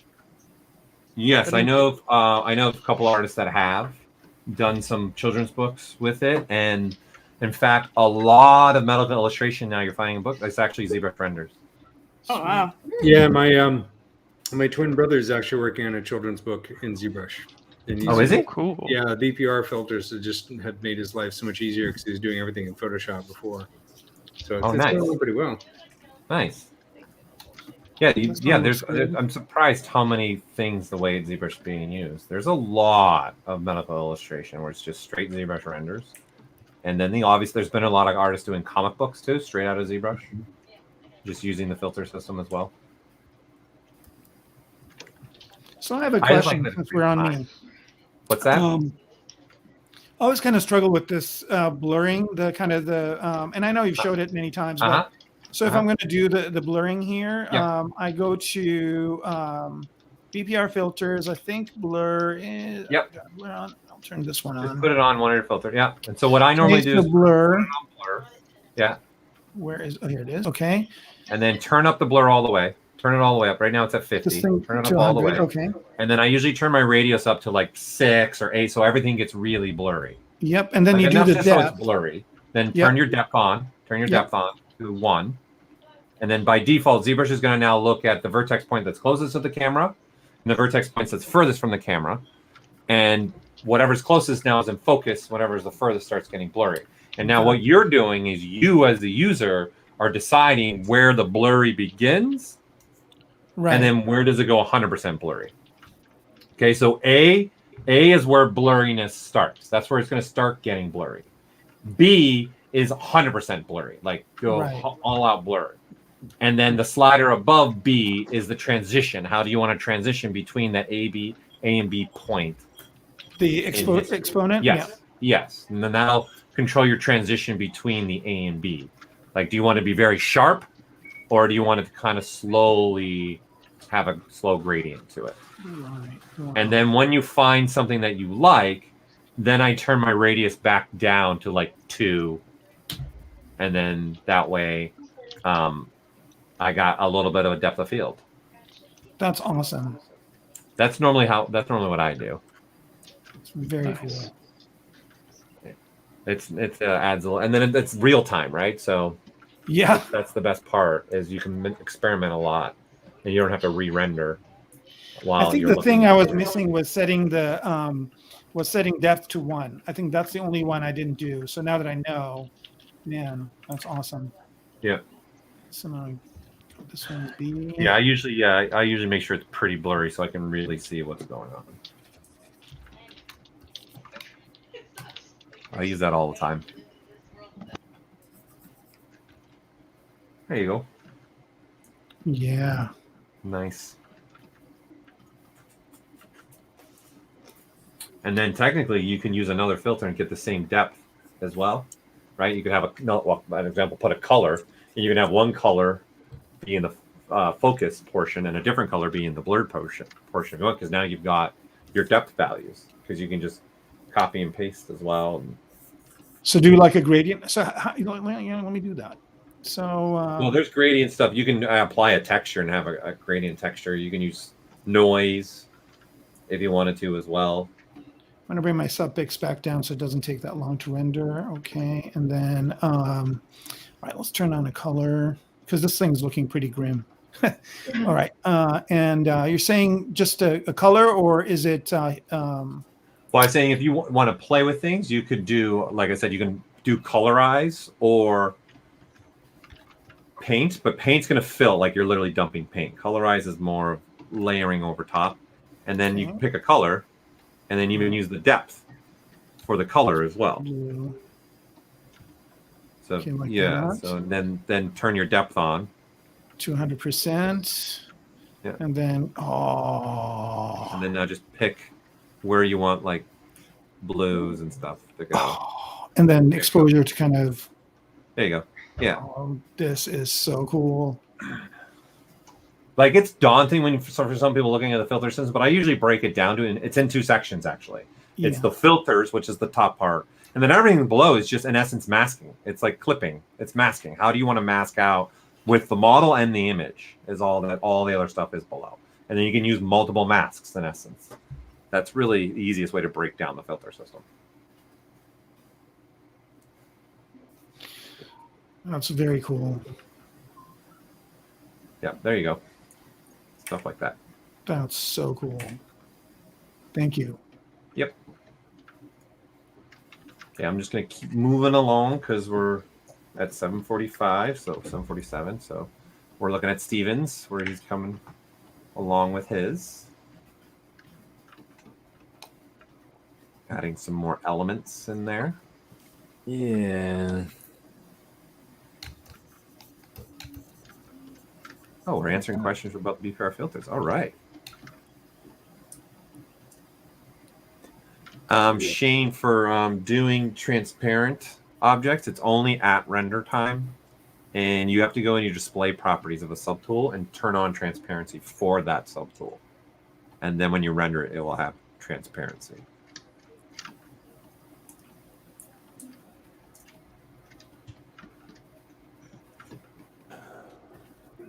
Good. Let's see Ashley, how she's coming along.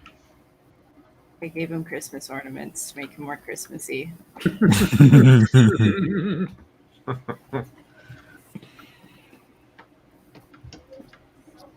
Looks cool.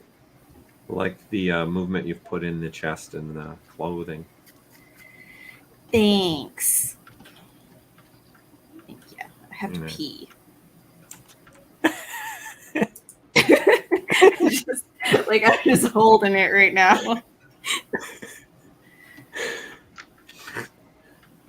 You can go. We can take your camera down. Do you want me to take your camera down? I can tank it. Okay. I'm just letting you know. Yep. Magda, I forgot how good you are with cloth sculpting. Like, you are one of the best. Oh, thank you. But that's long ago. Now it's just Marvelous Designer. Yeah. I don't But think I remember I've back in cloth. the day when you were doing all your cloth stuff too in ZBrush. It's just you have the right touch for cloth, man. A lot of your work. But I remember that girl you did with the cloth draped all over her in ZBrush. The statue, the bust that you did years ago. Oh, the face. Yeah. The sculptures. Yeah.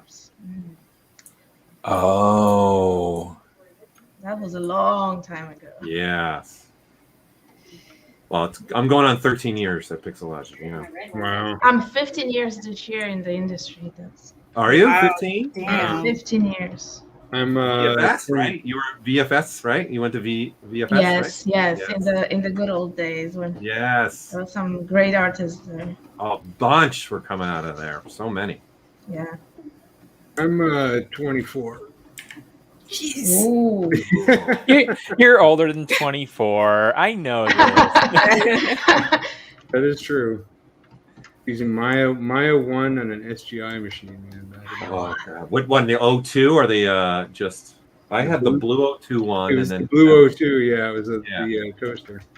Yeah, I've been Maya version 2 was where I got into 3D. I was a Softimage. Oh yeah, That's old, yeah. Wow. Yeah. That was a good piece of software. I still have a box of that somewhere. I was at Microsoft when they made the purchase, and they gave us a special deal, so I bought it. Nice. Yeah, I just had an artist send me an image of his ZBrush 3.0 disc. Oh man. Oh, I still have. I think. Yeah, I still have it installed on some machine somewhere. Do you? Yeah. I don't even think I have a way to even install it. I don't have a drive anymore on anything. Do I? No, I don't. That would be a cool ZBrush contest. Make everybody use ZBrush. They have to use a mouse, and it has to be like ZBrush version 2. You know. Oh my god. What it'll do, it'll make you really appreciate some of the features we have now, right? There you go. Yeah. And don't let them out of the room until they've sculpted a perfect person. I almost threw out the CRT screen when I first started with 2.5. Oh. It was so frustrating. I still say to this day, CRTs ruined my eyes. Still say it to this day. I believe it. Yeah, I had 2 of these Trinitons, 21-inch, that were like, what are they, like 50 or 60 pounds of monitors. Yeah. Oh, those like big boxes. Yeah. Yeah. Beasts. Hold on, just reading a question. Okay, so someone new here. Glad I caught the live. I just bought ZBrush and a super noob. Any beginner tips you'd suggest for learning to sculpt in ZBrush? Anybody have something that they would 100% do? Say go do. Mileage. Just mileage. Just do mileage. some quick activities to be able to kind of get your feet wet and just try things. And then the live streams are like the big recommendation I always give is like, just try things and then watch kind of the live streams and the way other people do things. And that'll give you ideas on how to maybe implement the tools into your own things. Yeah, I agree. Piggybacking off that a little bit. Try, while you're trying things, try different aspects. Don't get like focused in on, I want to do character stuff, like try some hard surface, try some prop making, try some just random little exercises. And then if you decide that you want to do something like characters, figurines, etc., start studying anatomy and implementing that knowledge into ZBrush, because there's so many little things you can do, but just be patient, try something new, and don't be afraid to just kind of like get your feet wet. So yeah, I think a lot of new users they want to make something very specific right off the bat, as opposed to like I think that's great advice you're giving, and I just encourage people to make a mess for a while. Yes. And not worry about trying to make something perfect your first try out. Make it super messy. Yeah. Just don't, the fewer expectations you have about what you want to create, the more fun you'll have, the less frustrated you'll get. Yeah, convey your idea in the sculpture. It doesn't have to be super perfect, because that takes time. That takes hours, and like Steven said, that takes mileage, But yeah, just... It's a good way to put it. Yeah, I recommend always to my new beginners a little bit to what Eric said earlier. I always gave the first assignment to someone asking what good activities. I always gave my first assignment, everyone has to sculpt a skull.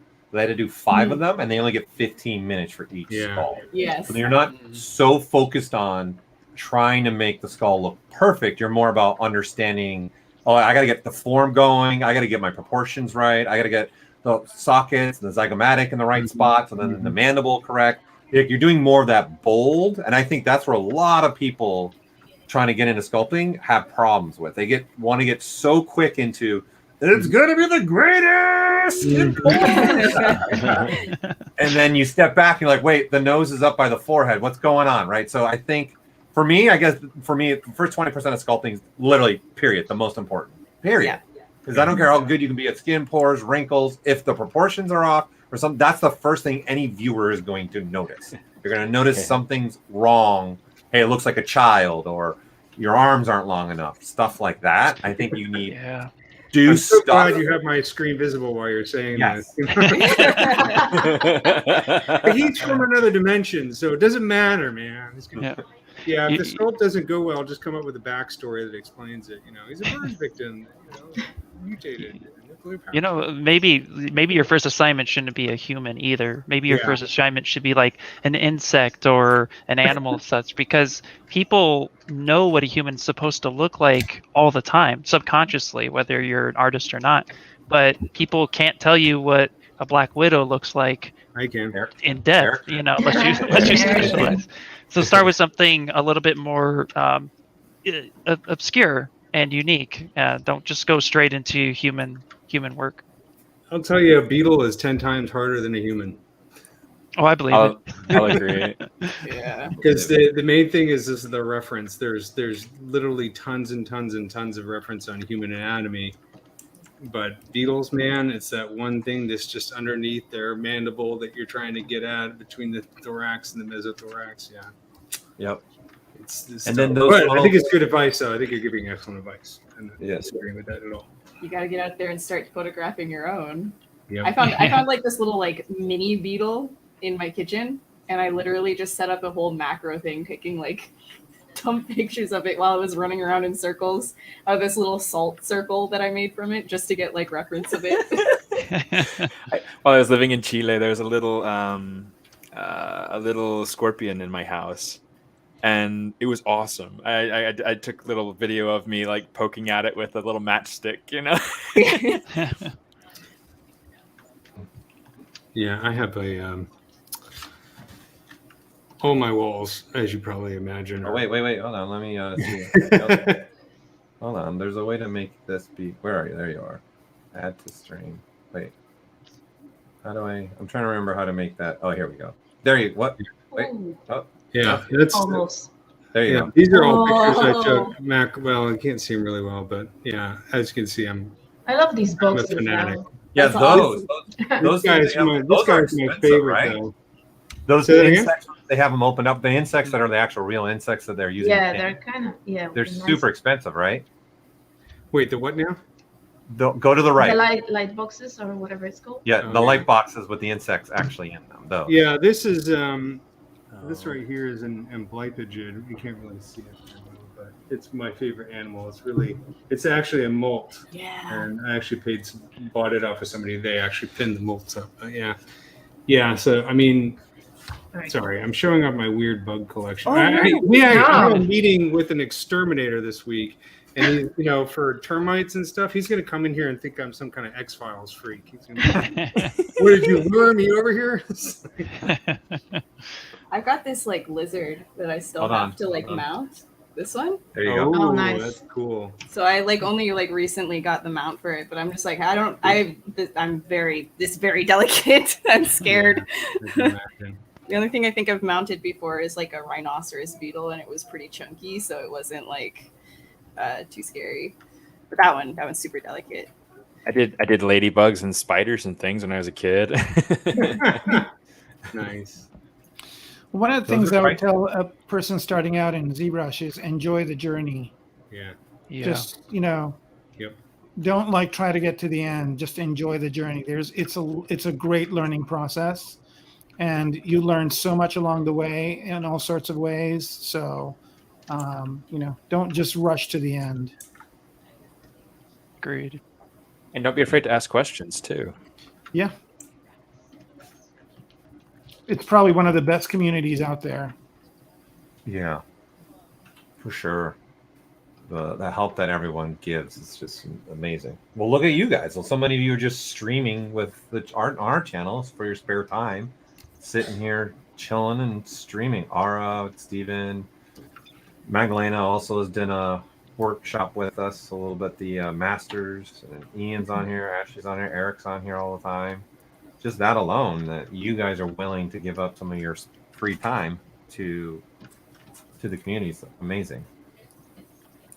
It's a good community. It's worth being involved with. So it's Absolutely. I get free hats. There you go. I need to get a new hat. Oh, that's a good view right there, Ara. That's looking good. I think this is going to be it right there. Yeah.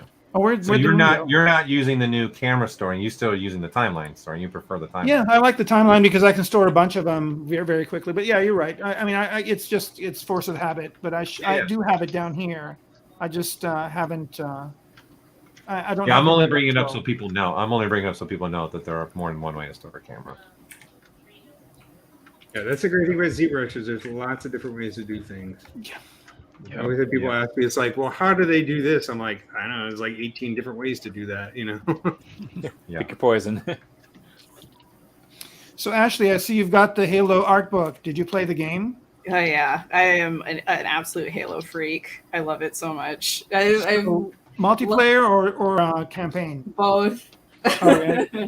I love the story, dude. I've loved it since, oh, God, I have so many things out in the living room for Halo. It's actually low-key, like, you know, maybe a little bit too obsessed, but I love it. And it's really good.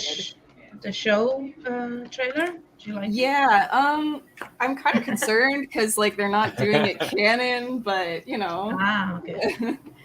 It'll be, I guess, I don't know, I'll give it a chance, but I have no opinions past that because I just kind of, like, let things play out. It's too bad the Big movie Team got Battle shelved. is good, and I think they just started that mode where you spawn with whatever weapon. So Yeah. it's fun. It really is. Oh my God, it's so much fun. And that art book is really good too. Some really good stuff in there. Yeah, Some yeah. ZBrush models, I think, as well. Yeah, they do a lot of like a lot of the stuff that I have been doing recently, which is just like painting over ZBrush sculpts. So like just for concept purposes. So like that was actually really cool to see too. Yeah. Yeah.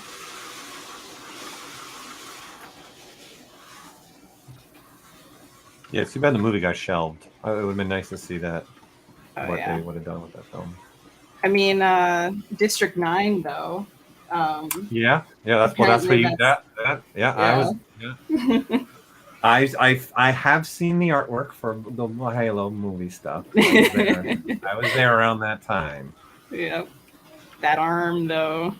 Yeah, but I guess right. That's what you got instead, right? Was District 9. So, which that was a phenomenal. Neil. Yeah, I still loved it.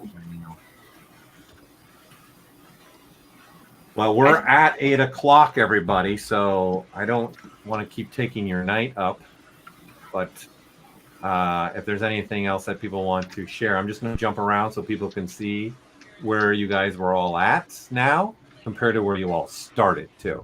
Remember, this was 2 hours where you guys all started with like spheres or cubes, multiple things. Oh my God, it's not bad for 2 hours. I mean, I might actually finish this guy. I don't know. Yeah. You He just should. had portions and stuff like that. But There's a Christmas tree ornament right there, Eric. there you go, man. There you go. And so we got Slimer from Ian here. Yep. That's your You're future. going there, and then into the fire department. Yeah. Stay true with the original. Magdalena's mouse, where she's at with hers. Nice. That's so cute. So Yeah. cute. It's beautiful. Very nice. Very nice. Wow. Then Ashley's. I love It it. reminded me what you did on the bottom. Reminds me a little bit of like a genie kind of a thing popping out. Yeah. Yeah. Yeah. That's cool. Yeah. Got a really lot of nice movement as usual in yours, Ashley. Very nice. Thank you. Very nice. Steven, let's see what you got. Oh, he's putting on some of his details.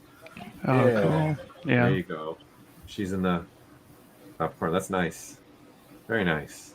Wow. I love the hair, the top of the hair. Almost reminds me a little bit of what is that you can eat? The green artichoke. Artichoke. I love artichoke. Yeah. I love that you're doing this with. Is that a slash brush? Yeah, this is actually a trick. I think Ashley's the one that taught me about the slash brush. Slash 2, I love it. I love slash That's 2. It's cool. gorgeous, and it's just a way that I love being able to layer that in. It's like I find that it's really nice for like battle damage if you're doing like sci-fi warships and things. I did a lot of that for like the Marvel stuff I worked on at Imagineering.